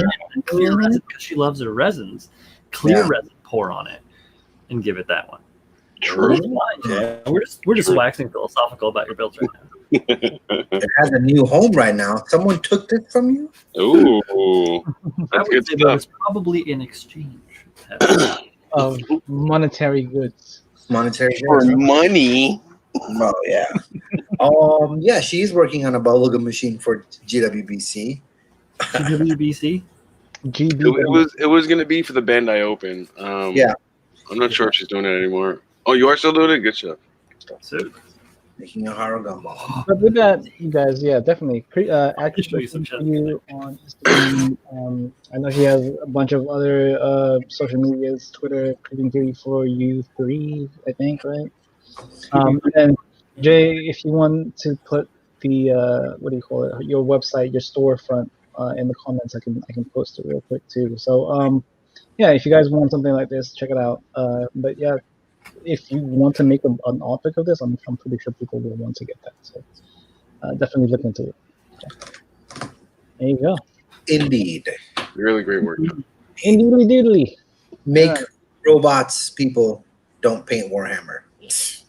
Fuck you. No. Paint paint whatever. whatever you want. Paint whatever you want. Yeah, please, paint whatever you want. Hey, whatever the hell you want. Paint whatever the hell you want. What you want? One is a model. Paint a What is- little Dark Souls bonfire. Paint whatever you want. Have a good Whatever you want. Yo, Brian, stop playing with toys. Build models. All right. Yeah, I just have a good Okay, time. so where was I? I'm totally lost. All right, critique number 4. All right, let's go with critique. Is this- Critique number 4. All right. I feel And is that V? Is Plastic Peon Workshop V? yes, that's yeah. Catch Boy. Yeah. Boy. What up, V? All right, so critique number 4. Let's go ahead and get started on this guy with his banner. It is Scoop. I tried to go to the Warhammer store. I was getting Chinese Hey, Tom. before I was coming in, and right next to the Chinese restaurant is a place. It's called Warhammer. I've never seen it before. So, Games Workshop store. I was like, oh, maybe it's time for me to pick up something and see if I want to paint it. And of course, they're like, "We're closed, nerd." I was like, all right, maybe All not. right, so Tuzaka2, aka Tom, a man of very little words. So I'm about to share his build right here Oh, and show you guys his very, very lengthy description. All right, so bam, bam, and his description of this build is: try new weathering and detail on an Albion carrier. Mm-hmm. Good description. Full description. I like it. I like it. I don't like this angle. There we go. Yeah, that's a weird one. Really nice though. I do enjoy. It's tough to do scaled weathering on something that is so large but so small. Yeah. Yeah. Yeah, and that is an Albion, I believe. Yes. Yes, they said carrier Albion. Shading to convey weathered looked came out good. It did. But yeah, the scaling of something that is beat up on something that's supposed to be so big but is scaled down so small probably would have been hard as hell. Maybe some chipping fluid and then trying to get that off. I don't know.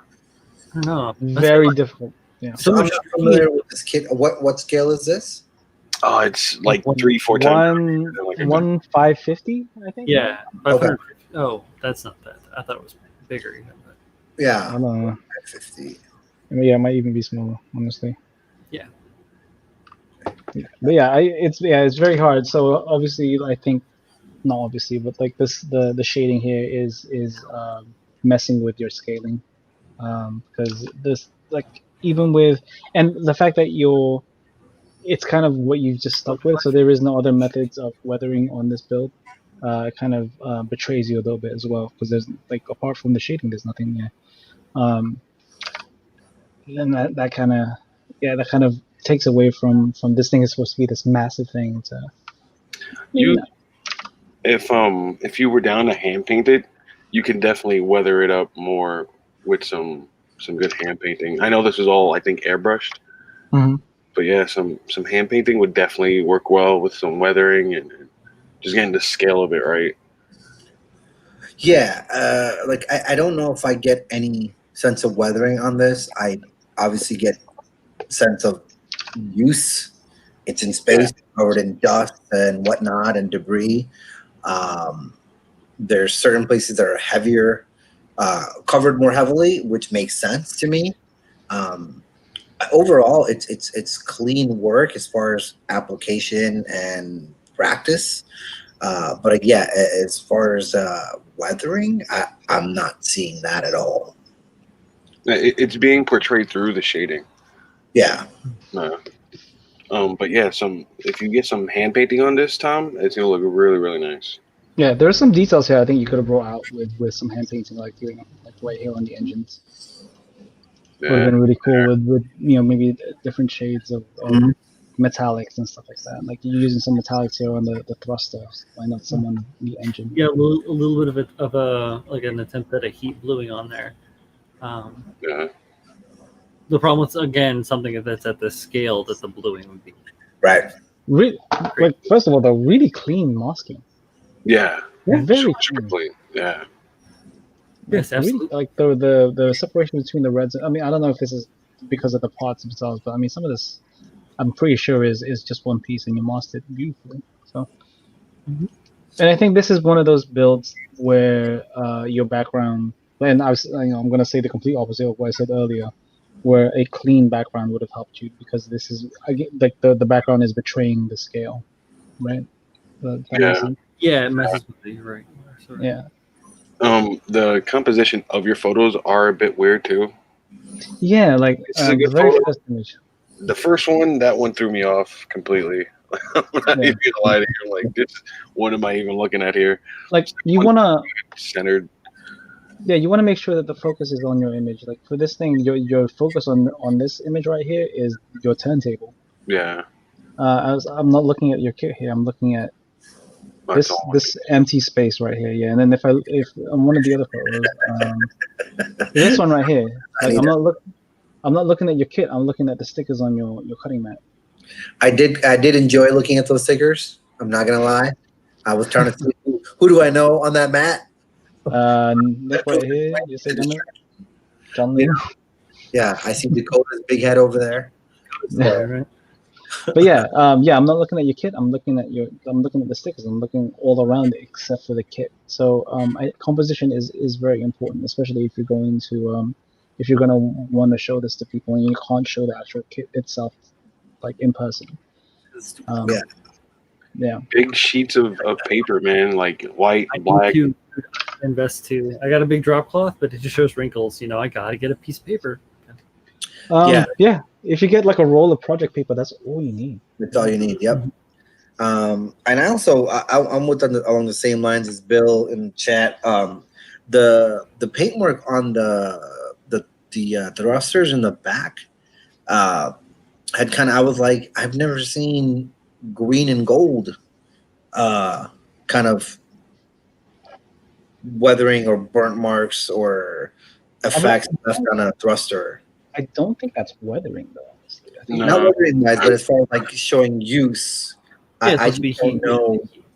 I would, if had it been like more along the lines of silver, titanium, that shade of metallic instead of a golder shade, or even if it's gold, it's fine. The green, I felt maybe blue and purplish would make more sense than a green. Oh, but with the gold spaceship, or the heat. Tom asked what kind of paper he would use.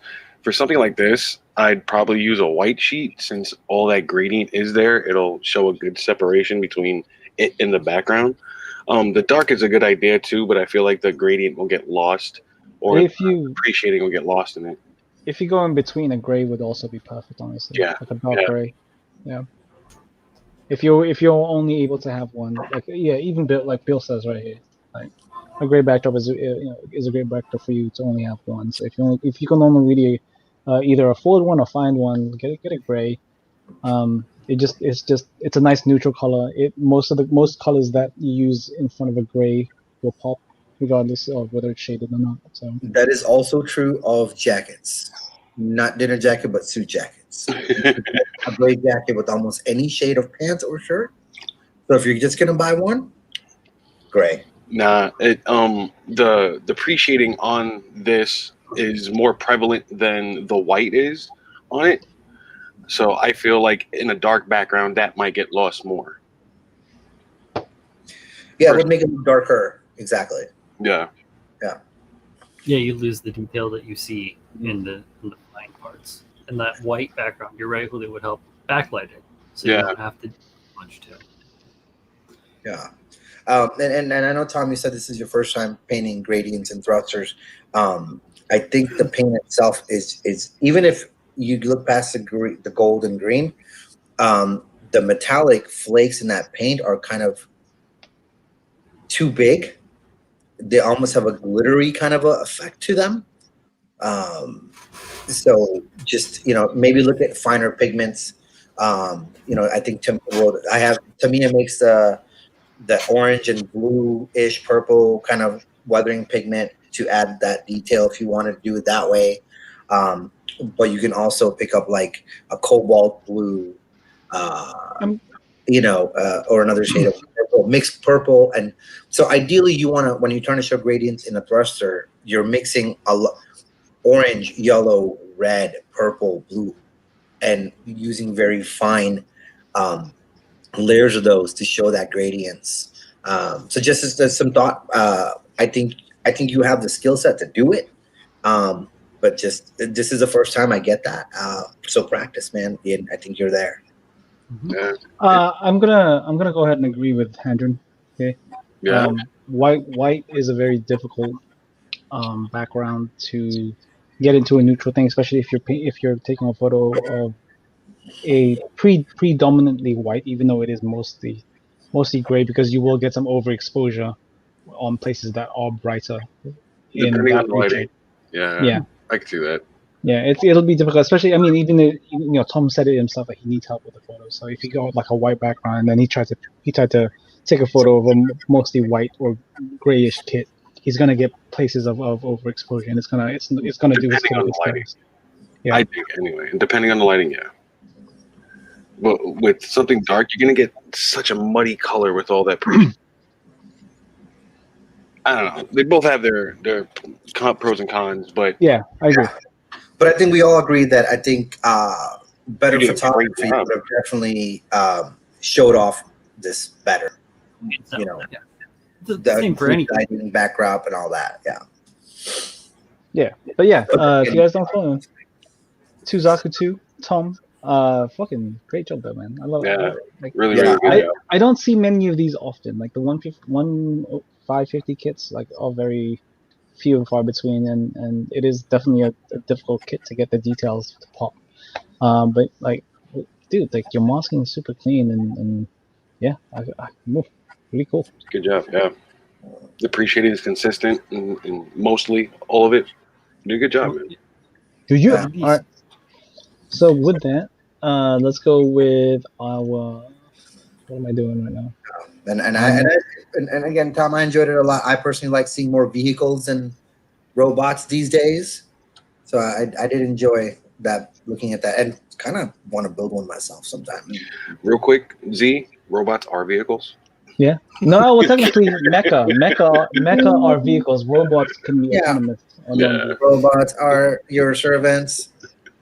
Don't be mad at us. And yeah, Tom, dude, don't Yeah. yeah. You do great work, man. I'm. Thank you for submitting. Awesome. Yeah, thank you, Thank you. honestly, yes, absolutely. All right, so with that, let's go ahead and look at our what number is this? God damn it. Fourth feature, right? Feature number 4. Fifth. That's fifth feature. Fifth Really? feature. I believe. It says feature number 4 for me. Does it? It might be four. Yeah. Was that our fifth critique? Critique. That was our fourth. That was wait. So Tom was our fourth. Fourth critique. So this is our fourth feature. Yep. Okay. I believe I had a hat. Yeah. Okay, I so thought let's we go. had critique, feature, critique, feature, critique. No, it was critique, feature, critique. What was before the horror? What was before the horror? It was Kurtz.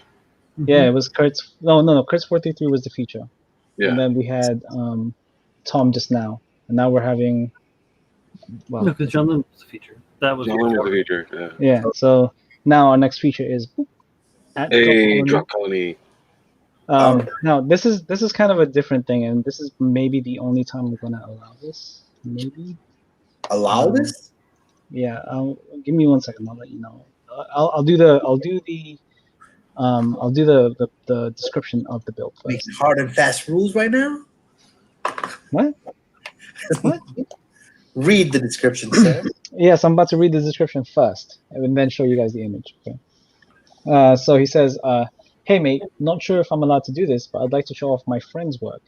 He's a bit shy, but he deserves some massive love for this. He turned a crappy little HG into something that looks like a legitimate garage kit, or a resin conversion kit, or a resin kit." And he says, "Cheers." So, I'm not actually 100% sure who submitted this, and that's okay. Like I said, I'll allow this, but in the future, I'm not going to allow it to people to submit things for other people, especially if it's for a critique.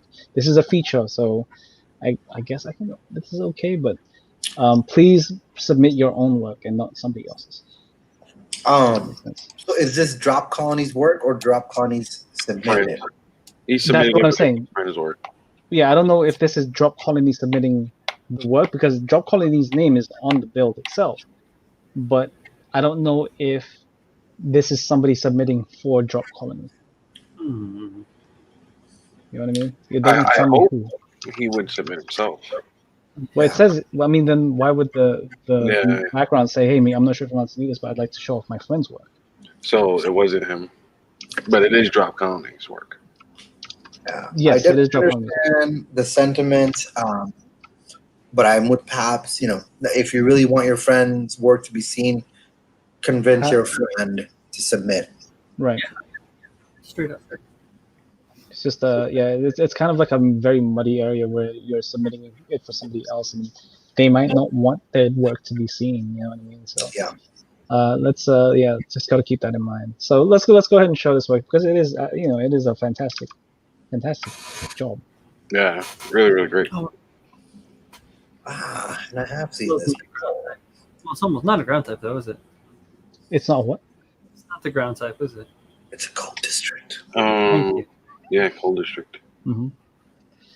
Ooh, if this was on sale at GKM, I saw this. Yeah, maybe I'll buy it. Yeah, I think I'll buy it. Yeah, that's nice. That's a nice resin conversion you got there. Yeah. Like you fool. Yeah.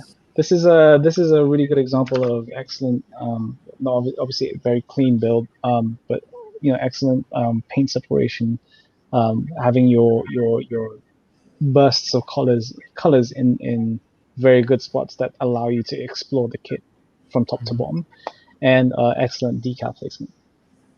Very much so. Yeah, I am with Bill. I absolutely love the colors. I love the fact that there's just these. There may be more shades of gray, but I see two, and they're close enough and apart enough for me to enjoy that separation and likeness. And just overall, yeah, this thing is just. You look at it and you go, "Oh yeah, I want this." Yeah, super killer.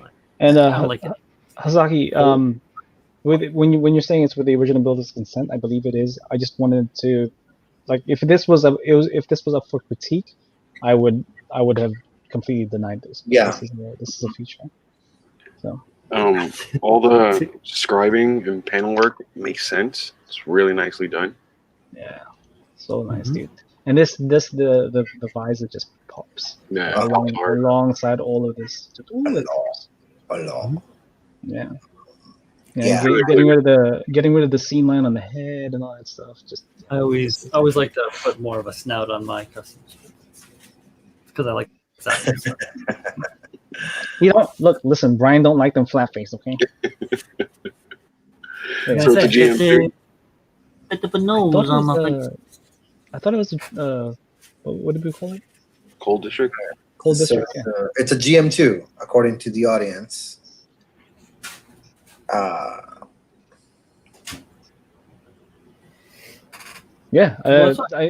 Bill is right. I mean, if they do look like Katoki style feet. I mean, this has Hajime Katoki written all over it. If it was, I like the shoulders on that. There's certain gyms that are really good with. I was actually just over here looking at my gym book before. And, why don't you show us that GM book, Brian? GM book? Gym book. Master Archive. Great one. Yeah, Master Archives are really good if you can get them. They're kind of hard to get these days, but this one just full of variants, essentially. It's your FD. And then just go through all the variants. I'm guessing even it's all the way back to really swanky, like armored snipers, and then really dips and goes way through the fucking stees to like the Quell, versions of the Quell, nice. and all sorts of different cool colorways inside it, and a lot of these like close-up mechanical drawings. Even in the further part in the front, it goes through stages of mechanical drawings. You have various different aspects of it, and breaks it down on the tight engineering level of what they go through to change the stuff out. And then in the back, Hazel. Hey, welcome, Jack. Yeah, hey, Brian, I got 3 words for you. Glad you're here. Nope. Give. Yeah. Give it to me. Give it to me. That's 4 words. You said 3. No, it's give it. It's actually 2 words. Give it to me. Give it to me. Give it. Okay. Anyway. Quick note. A lot of people don't know this, but those master archives are actually used by a lot of resin conversion designers to get those details out. So yeah, definitely a must get if you guys like those kind of details, or if you're even interested in adding or subtracting details from these kits. So real quick, if you look at it, they're all cold districts. It's in different places, you know. Yeah, it's cold in space. No, you guys were. And Jack is great. Is here 95 minutes late, but better late than never, Jack. What's up? Yeah, I'm just glad you're here, dude.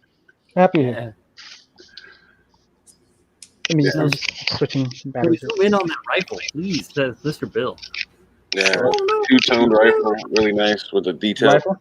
Right there. Yeah, really. You love that, Bill? Isn't it? I love that. See, this is the colors I love seeing on a rifle. Dude, Black, there's gray. three grays on there. Right? 3 grays on that. gray isn't even like a full black. That's like just dark gray and even medium gray. And Jump. Yeah. So good. Yeah, it's gorgeous, man. It's a gorgeous, gorgeous thing. You just like put a little bar of that green in that gun to help like tie it to the unit. And the way he took his photos, if you told me this was an MG, I'm like, all right, this is great. Yeah, right? It's real nice. The only thing that betrays this is the hands, because MG with hands like that. Nope. Yeah. True. Yeah, so good, dude. But yeah, if you guys don't follow him, I know he just did a quick like tutorial series of photos, right, to show how to add like very simple details on surfaces. So if you guys don't follow him, drop Colony, not only on Instagram but also Twitter. He also drops some content every now and then, and it's always something I look forward to constantly. So definitely check him out.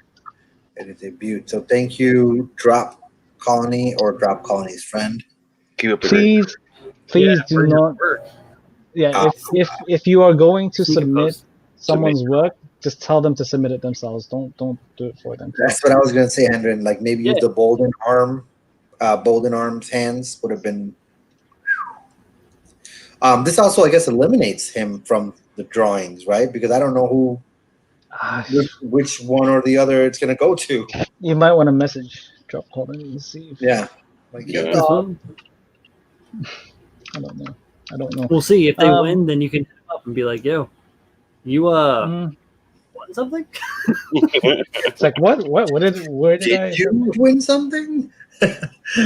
Are we quoting? I know it's a Klingon proverb, but which Star Trek movie is that proverb from? Wrath of Khan.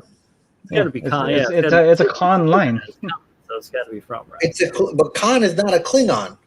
Yeah, but that's. But he takes Klingon culture very seriously. Yeah, Khan's not a Klingon, but he is a total sarcastic asshole. So. An old Klingon. I really like Benedict Cumberbatch as Khan. It is very cold in space. All right. So with that being said, let's go ahead and go on to critique number 5. I want to make sure I looked at it real. I looked at the number real close to make sure we were at critique number 5. But yes, critique number 5 is.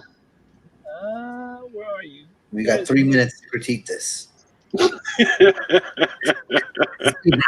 I don't even think she's watching right now. She's here. She was here earlier. She was here earlier, but she was like, "Oh, I'm not the first critique. I'm out here." Right now, she's handcuffed in the basement.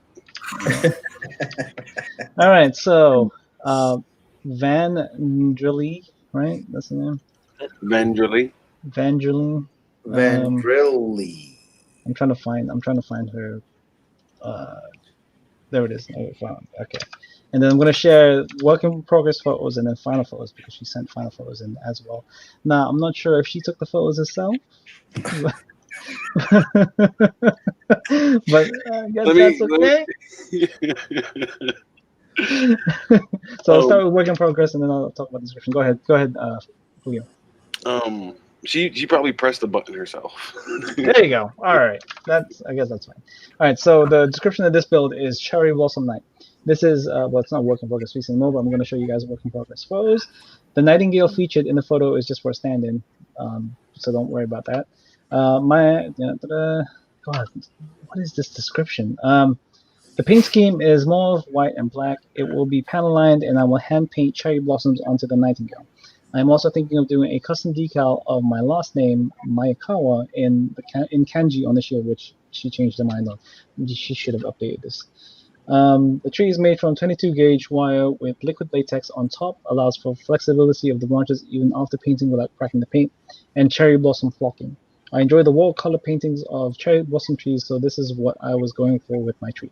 Not a full in bloom tree. She said tree way too many times. The base is plaster rocks on wood with green flocking.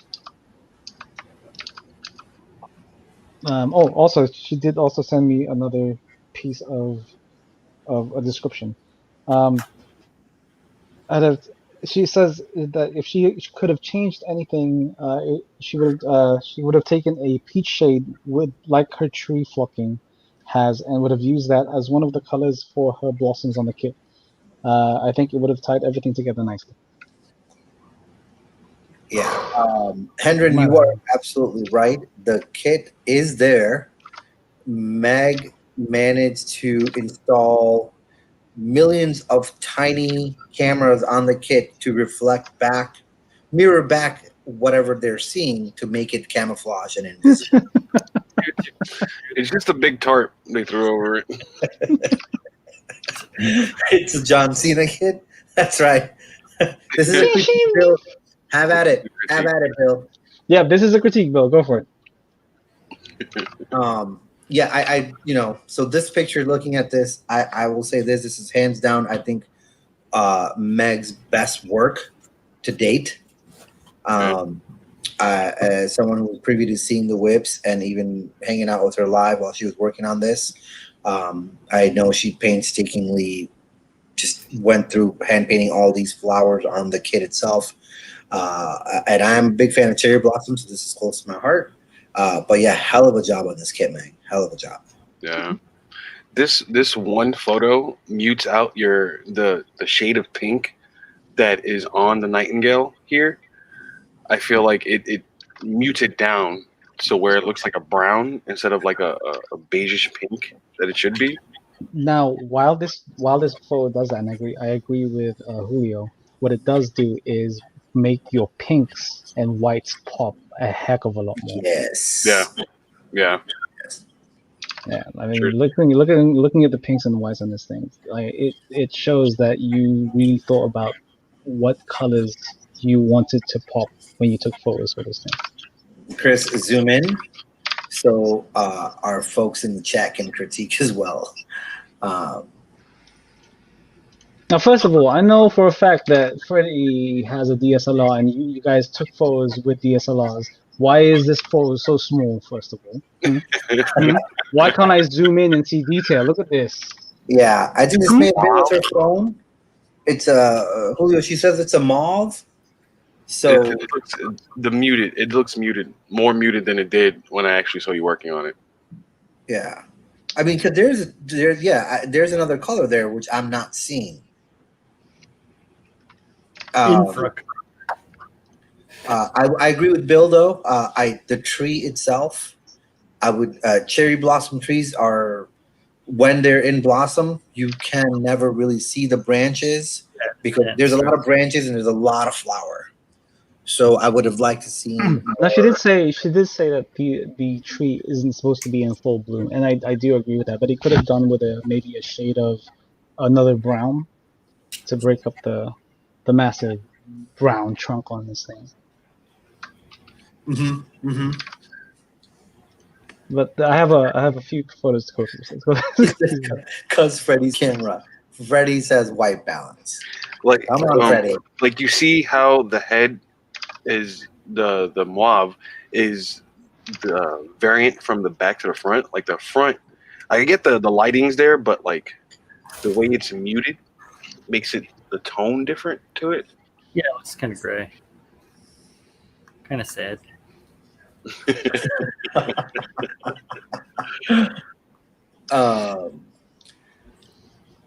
But yeah, and I know you're done here with this kit, right? It's completed. And now. Now, I think she said it's completed, right? Yeah.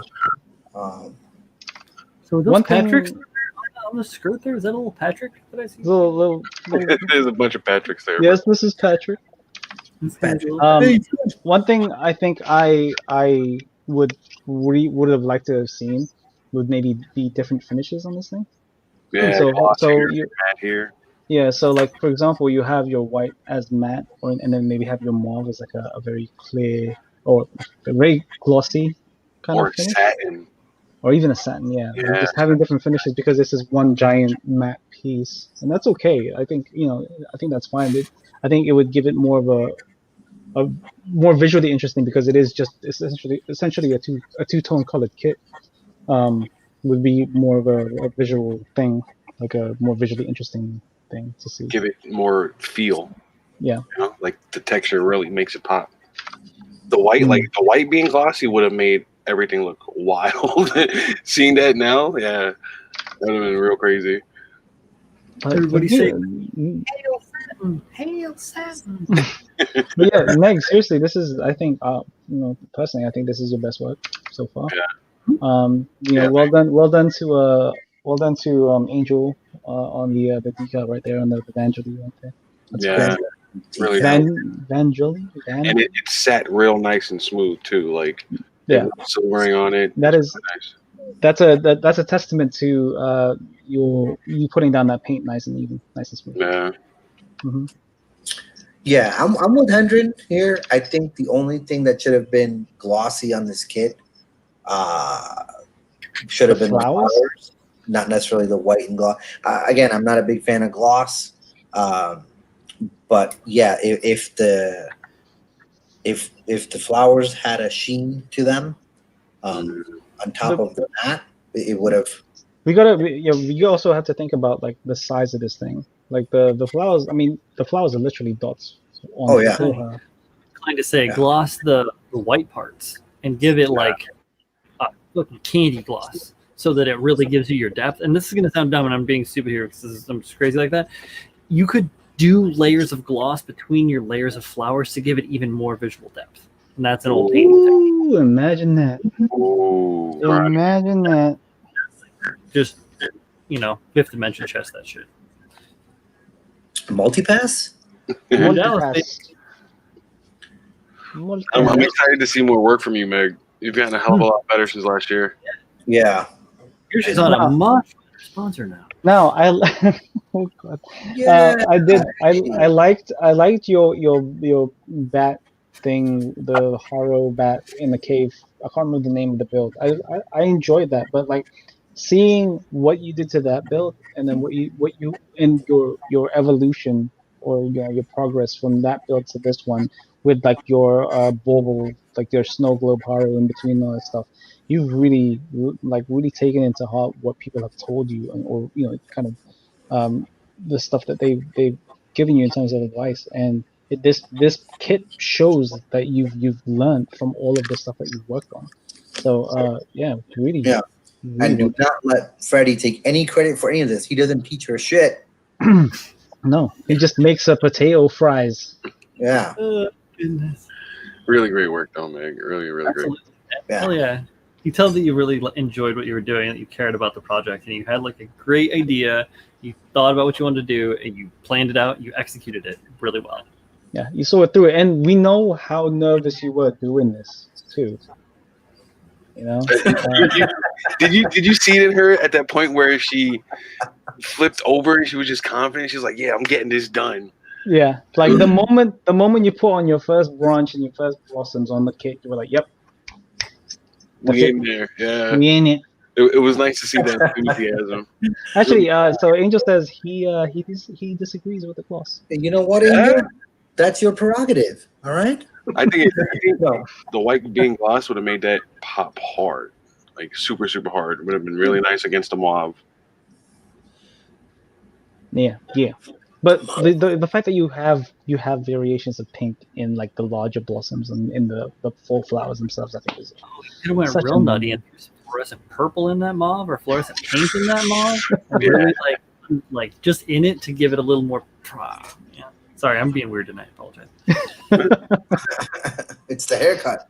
It's the haircut. That's right. I like Yeah. covered all the extra hair, and so it's the Samson effect all over again. Samson. Samson. reverse. Reverse. Yeah. Uh, The fact that this thing also has even, and this is gonna sound weird. This thing has a sense of scale, even. It really does. Yeah. It really does. Yeah. Cheap. Now, and I mean, I haven't looked at it closely to look at the basics, but I'm sure they are there. The execution as far as, just clean build overall. But it's, so this is a winner in my book. Yeah, you did good stuff. Winner from dinner. Winner is you. Cyberpunk Brian. No, Yeah, and this is September. So. I mean, Yes, nobody you are. disagrees with you, Freddie. Yeah, nobody disagrees. Yeah, with we all agree. We all agree. But you do make her potato fries and you make her happy. So You can teach her. Please teach us the cookies. yo, this shit is rigged.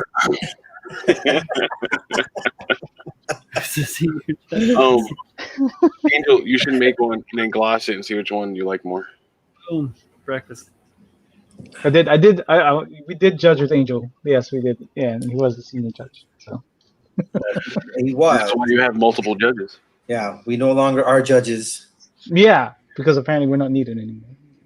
Yeah, they used us and threw us out like yesterday's trash. Yep, and then they were like, we're gonna sell these extra SCGMC judge T-shirts. Who wants it? I still want my shirt. Like a judge. I want my shirt. But yeah, Meg, great job, Meg. Great job. Yeah, Excellent. you're more than welcome. This is an awesome build. Don't let anybody ever tell you otherwise. Yeah, really, I'm really excited to see how you level up after this one. This is and a parting note, Meg, welcome to the team. All four of us here are partners at USC Gun and Store. Yeah, you motherfuckers are sponsored. I am partnered. But we are also partners. I'm on the partner page. That's right. You're in partner. And Meg is also Meg, well done. Yes. Really good work, Meg. Welcome. All right. So now we are on to our last feature and last build of the night. Oh, can you believe it? We're only 2 hours in? This is so cool. No hindering. There's more balls coming. Cool. All right. So with that, let's go on to our last feature because I can't believe this, man. We're actually under 3 hours. Yeah. First one, right? Tight shit. It's our first one. Yes, absolutely. All right. So. Oh God, Meg. Team Ronan, not Team Meg. Team Ronan. We're hitting our stride. We are. We're about to lose a lot of people right now. Yeah, my team is called Team Fat Boy. Hey, Fat Boy. I want to see you smile. Hey, big boy. Come let me see if I can find I know what I want. I got a dad joke for this. So I was working on a dad joke, actually, a construction dad joke, right? But I'm still working on it. Oh boy, that was great. All right, so I really, really hate facial hair, but then just grew on me. Shut up. He's Googling them right now. I have a whole list of them on my phone. All right, so feature number 5 before we get another one.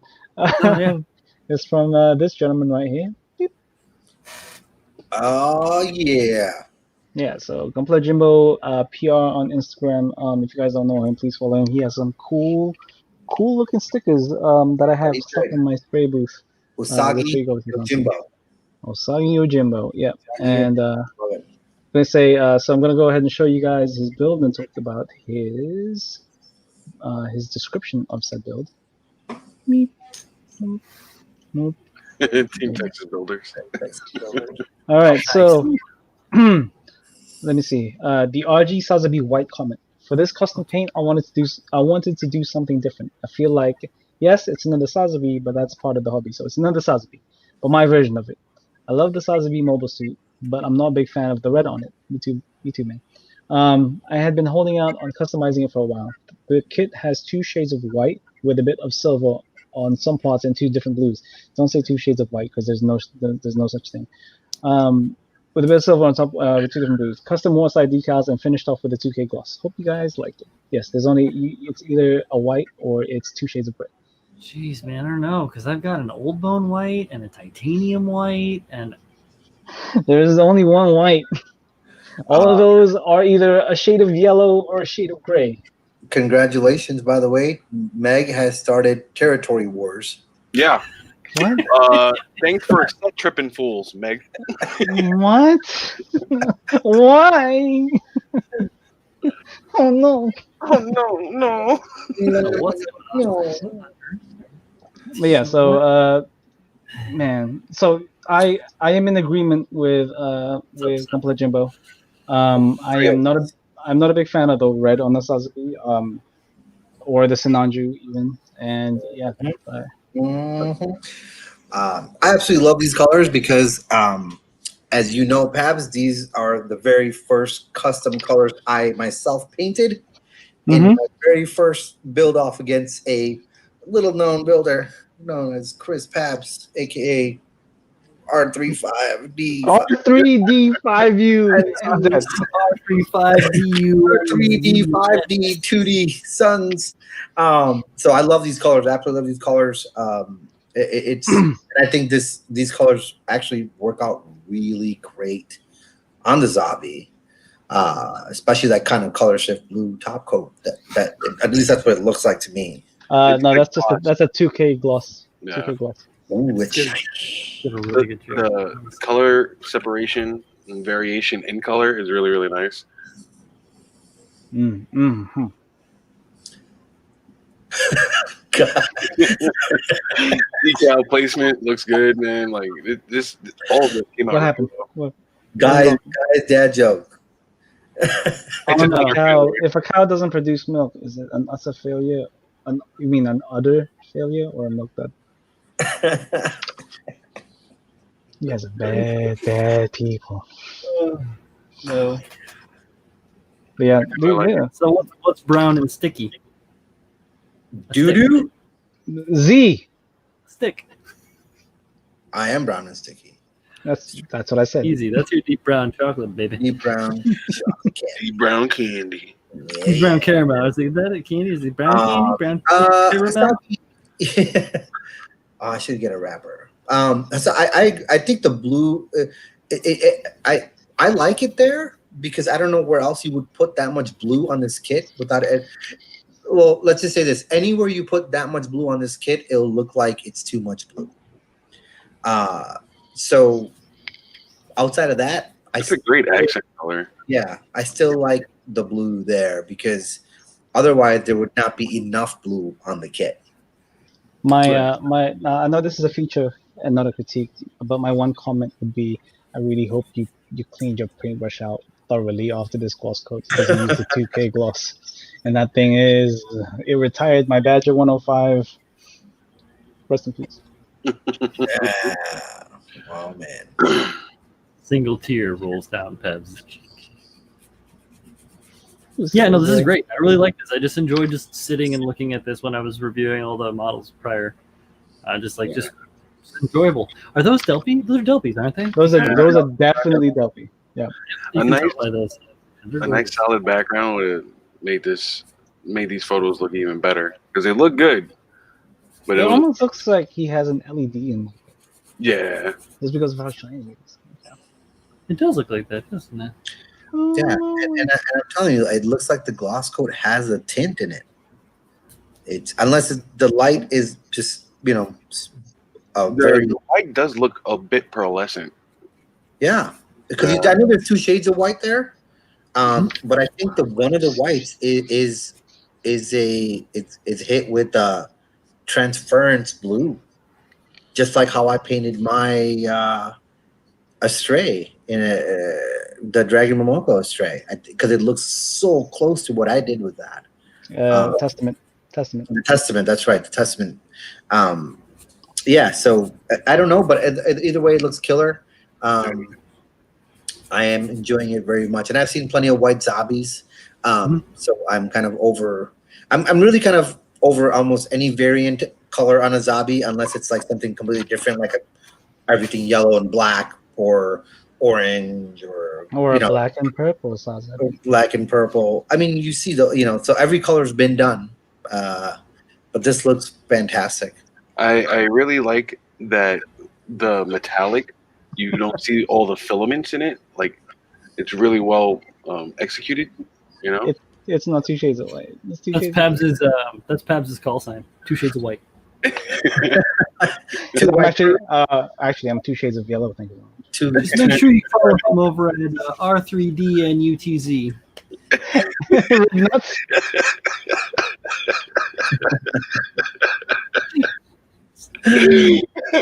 Shit.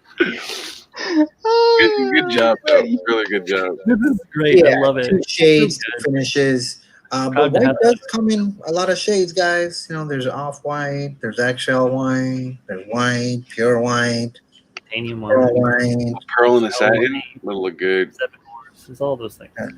So how many shades of black are there? 50. No, that's gray. Black is just another shade of white. 50 shades of gray. There's 50 absences of black. I'm just trying to fill in those dad jokes for Kyle. No, this seriously though. Back to the model. This is a beautiful model. Yeah, and remember, guys, we're not critiquing this. This is a feature. Yeah, it's a feature. Yeah, not you guys in the audience, because right. and I know nobody is, but there's a lot of comments there that are like, "Oh, I would have done this, I would have done that, etc., etc." Which is totally fine. Cool. But is that a glass cutting mat? Yeah, he's got glass over it. Yeah, he's got plexiglass over it. Yeah. I don't know. Nice. Yes, Miguel. All colors are shades of white. And yeah, this is a beautiful. Bill's laid it out there. There are no shades of black. There are only hues, and exactly there are no different shades of color. There are only tones of color. Mm-hmm. I got 2 words for you and Bill. Fuck you and fuck you. Don't make me get out my color theory books. Yeah, just let me have my shades. All right. But yeah, well done, dude. Gunpla Jimbo, really dope color scheme. I mean, obviously there are things that I disagree with, but that's neither here nor there. This is great. Mm-hmm. Yeah. So cool. And Jim does a hell of a job. It just over as far as who Jim is in with the hobby scene in Puerto Rico. His name is Arnaldo. Oh yeah, Arnaldo. Jimbo. No regrets. Yeah, he does fantastic work over in Puerto Rico for the community and kind of bringing builders together. And this is a hell of a all around good guy. So yeah, it is a good looking build. Good job, dude. I want to see more. Yeah. I also want to see your airbrush to see if it's still working afterwards. Updates on the airbrush too. Kelly, I don't think maybe I have, but maybe I haven't seen a pink Zabi. I have. I've seen a Sazabi Diva themed. Oh, I'd like this one in the oh crap! What is the name of that fucker now? The purple and pink one from Uniform. Oh my god, not the Rizzo. Miss Zabi? No, shoot. What is it? The pink and what now? Rose and Zulu. Rose Zulu. Yeah, Rose and Zulu colors. I'd like to see Rose and Zulu. But with like a blue or a green tone mixed in for highlight pops. Interesting though. It'd be weird. Well, that's the show, guys. Have a great night. Bye. Yeah. So with that being said, that was the last build of the night. We do have a bunch more to go through next episode. Now, I haven't spoken to these guys for episode 5, but I am thinking this is going to be a lot sooner. Like more rules? Come on. Between episode 3 and 4. So if these guys are all available, I'd like to do episode 5 next week. Yeah, I don't think we're docket for me. Julius has a question. Put it on the big screen. Boop. What's up, Julius? So good evening, all. I have a question for everyone. I saw a video of someone modifying the MGRGM-79 head, so the face portion could be installed later, allowing the removal of the seam lines. Where's the question? It's not really a question. Yeah, it's not really a question. But I'm guessing because it's kind of like the SDs where you could just slide the helmet onto the faceplate. Yeah, it's a way to remove the side seams without having to sacrifice or masking like the entire face when you're painting it. Yeah. What a lot of people do is even if you overcut and it's very loose in there, you can always just glue it in afterwards, right? So you just slide it up from the chin up to the face, and make sure that's nice and secure. Yeah. You cut the bags, just leave it like a helmet. Yeah, go ahead. If you need help doing that, if you're doing, let us. I think there's plenty of people here who have attempted it or know how to do it. So just let us know. Oh, yeah. I've done that sort of thing with many more Xeon suits, but he's looking for the person who did it. Oh, no idea. Not a clue. Yeah, I'm sure I've seen it plenty of times in plenty of videos. People doing that. But if you're looking to have a tutorial on it, again, You've got bunch. There's Really, the bet Zach has something like that. there's 31 I'm- people here. Ask I'm anyone. I'm actually thinking it might be. I know maybe Justin did something similar at some Justinius? point. Yeah, Justinius Justinian Hill? Hill. Oh, you're looking for the other stream. That's on the other channel. We're not with that. No. Good God. Oh, Lord help. What? If I come across that video, I will definitely send it your way, but I do not know. And then Handren says the old Plamasuro videos where the Japanese modelers did it first. You might have I mean, I guess you could try typing that in on YouTube. You might have a tougher time finding it because a lot of Japanese videos tend to have Japanese descriptions. So if you can find that, I do know more recently, Crafter Plastic Channel did it to a Gundam Tri-Age Magnum, like the new kit that just came out. I think he did that. He did that to that kit, or it was either that or the one before that build. So if you look up Crafter, Crafta, you might find that method that you're looking for. Yeah, and if you guys have any other questions, we can answer them right now since we have no bills to look at. And then if there are no questions, then yeah, I guess. But I am down for next Saturday. I think that should be fine, and I agree. I want to get people their winnings or announce them at least, because I'm excited to give those away as well. So yeah, next Saturday should be fine with me. Yeah, I mean, if you guys are happy with next Saturday, let's go ahead and do it next Saturday, and we'll do the rest of the submissions. So I'm gonna say this right now: submissions are still open, even though we have enough to fill that episode. I don't care if we go over, if you guys don't care it's either. I don't care if we go over that episode, over time on that episode, just so that we can go through all of those builds. So yeah, definitely. This is going to wrap up season 1, right? Next episode. Yep. Yes. So the submissions are still open for season 1. Please, guys, if you're interested, if you want to throw it out there before there's a bit of a break between the seasons, please do so. Yeah, and if you know somebody who would be interested in submitting their videos, whether their builds, whether it be for critique or feature, let your friends know. Yeah, listen, guys, it could be a freaking hour and a half of features. If you guys want to try to win one of those prizes, Hendren, go ahead. Yeah, go ahead and try sharing the link. I'm not sure if it will let you do it. Yeah, give it a shot.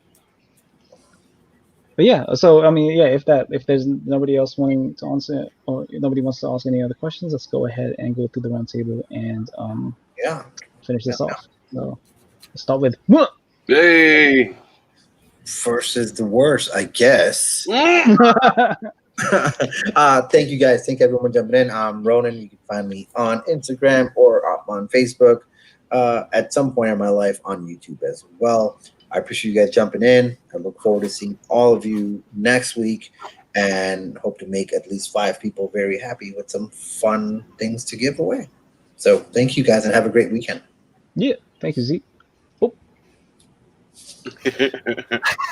Yeah, same shit. Thanks for stopping by, guys. I'm Brian Bro Builder. You can find me on the YouTubes. I have regular streams Tuesdays and Thursdays, and then I'm with these guys pretty often. So thank you for all your submissions tonight. It's been a pleasure to be able to look at some of your work. It's always inspiring to see what other people are doing, and we hope that we can inspire you and help you grow as well. So thanks for tuning in, guys. Before we say goodbye, we do have one question real quick. Bap. I think if the burnt orange is the main and the bright green are accent colors, it'll look real good. I haven't seen it in my head the other way, but it could work. Yep. Yeah, we got one more. Bap. What skill to kill off aircraft models is best for small master grade, i.e. a crossbone? 114. 124th, I think is. Yeah, I was. Aircraft model 124 was huge. 120. Yeah, I have like 120th scale. They're big. Yeah, 124 here. So, like classically, a 1/144 scale in a plane model would be considered a high grade. So that size decal would probably go well with a smaller master grade like a crossbone. Cool. All right. With that, and then we'll go to the. Clipping nubs on the internet. I stream all the time. It feels like now. This was a heavy stream week. This was a heavy stream week. Oh yeah. Yeah. Thanks for submitting, guys. If you ever need help with anything, feel free to come to any of us. You know, we're always willing to help you guys achieve what you want. Thanks for hanging out. Appreciate you. Cool. All right, let's go to my. So first of all, before I say my goodbyes and all that stuff, thank you again for watching. I I am extremely proud of this show, not because not because it's it seems to be gaining popularity, but because of the guys that are on the show, the guys that are watching it. And anytime you guys join in and interact with us on the show, talking about what kit we're talking about or the build that we're talking about, I think the point is coming across that this isn't a show just for us to talk about somebody's build. This is a show for everybody to join in and help this person out, because that's exactly what he's looking for. They're looking for advice, or she, sorry, yes, or she is looking for advice and looking for help, to kind of have 30 pairs of eyes looking at this thing. So really thank you guys for making this exactly what I wanted it to be. And with that being said, Chris Pabs, Chris_Pabs on Instagram. The link to submit your build is in my bio. So if you guys want to win those kits that Z was talking about, the Heat Halberd, the Perfect Grade Dragon Momoko Unicorn, the Master Grade, submit something, whether it be a work in progress, a finished kit, a mini. It doesn't matter if it's a plain build, a tank build. It could be whatever it is you want. That's more than open. So yeah, with that, I will see you guys next Saturday. So episode 5 we'll do next Saturday. We'll try to get that out. And I will see you guys. We'll see you guys on Tuesday. Yep. Yes, sir. Tuesday. Yeah, Tuesday. All right. We'll see you guys. Tuesday. All right. Peace out, guys. Bye bye. Bye.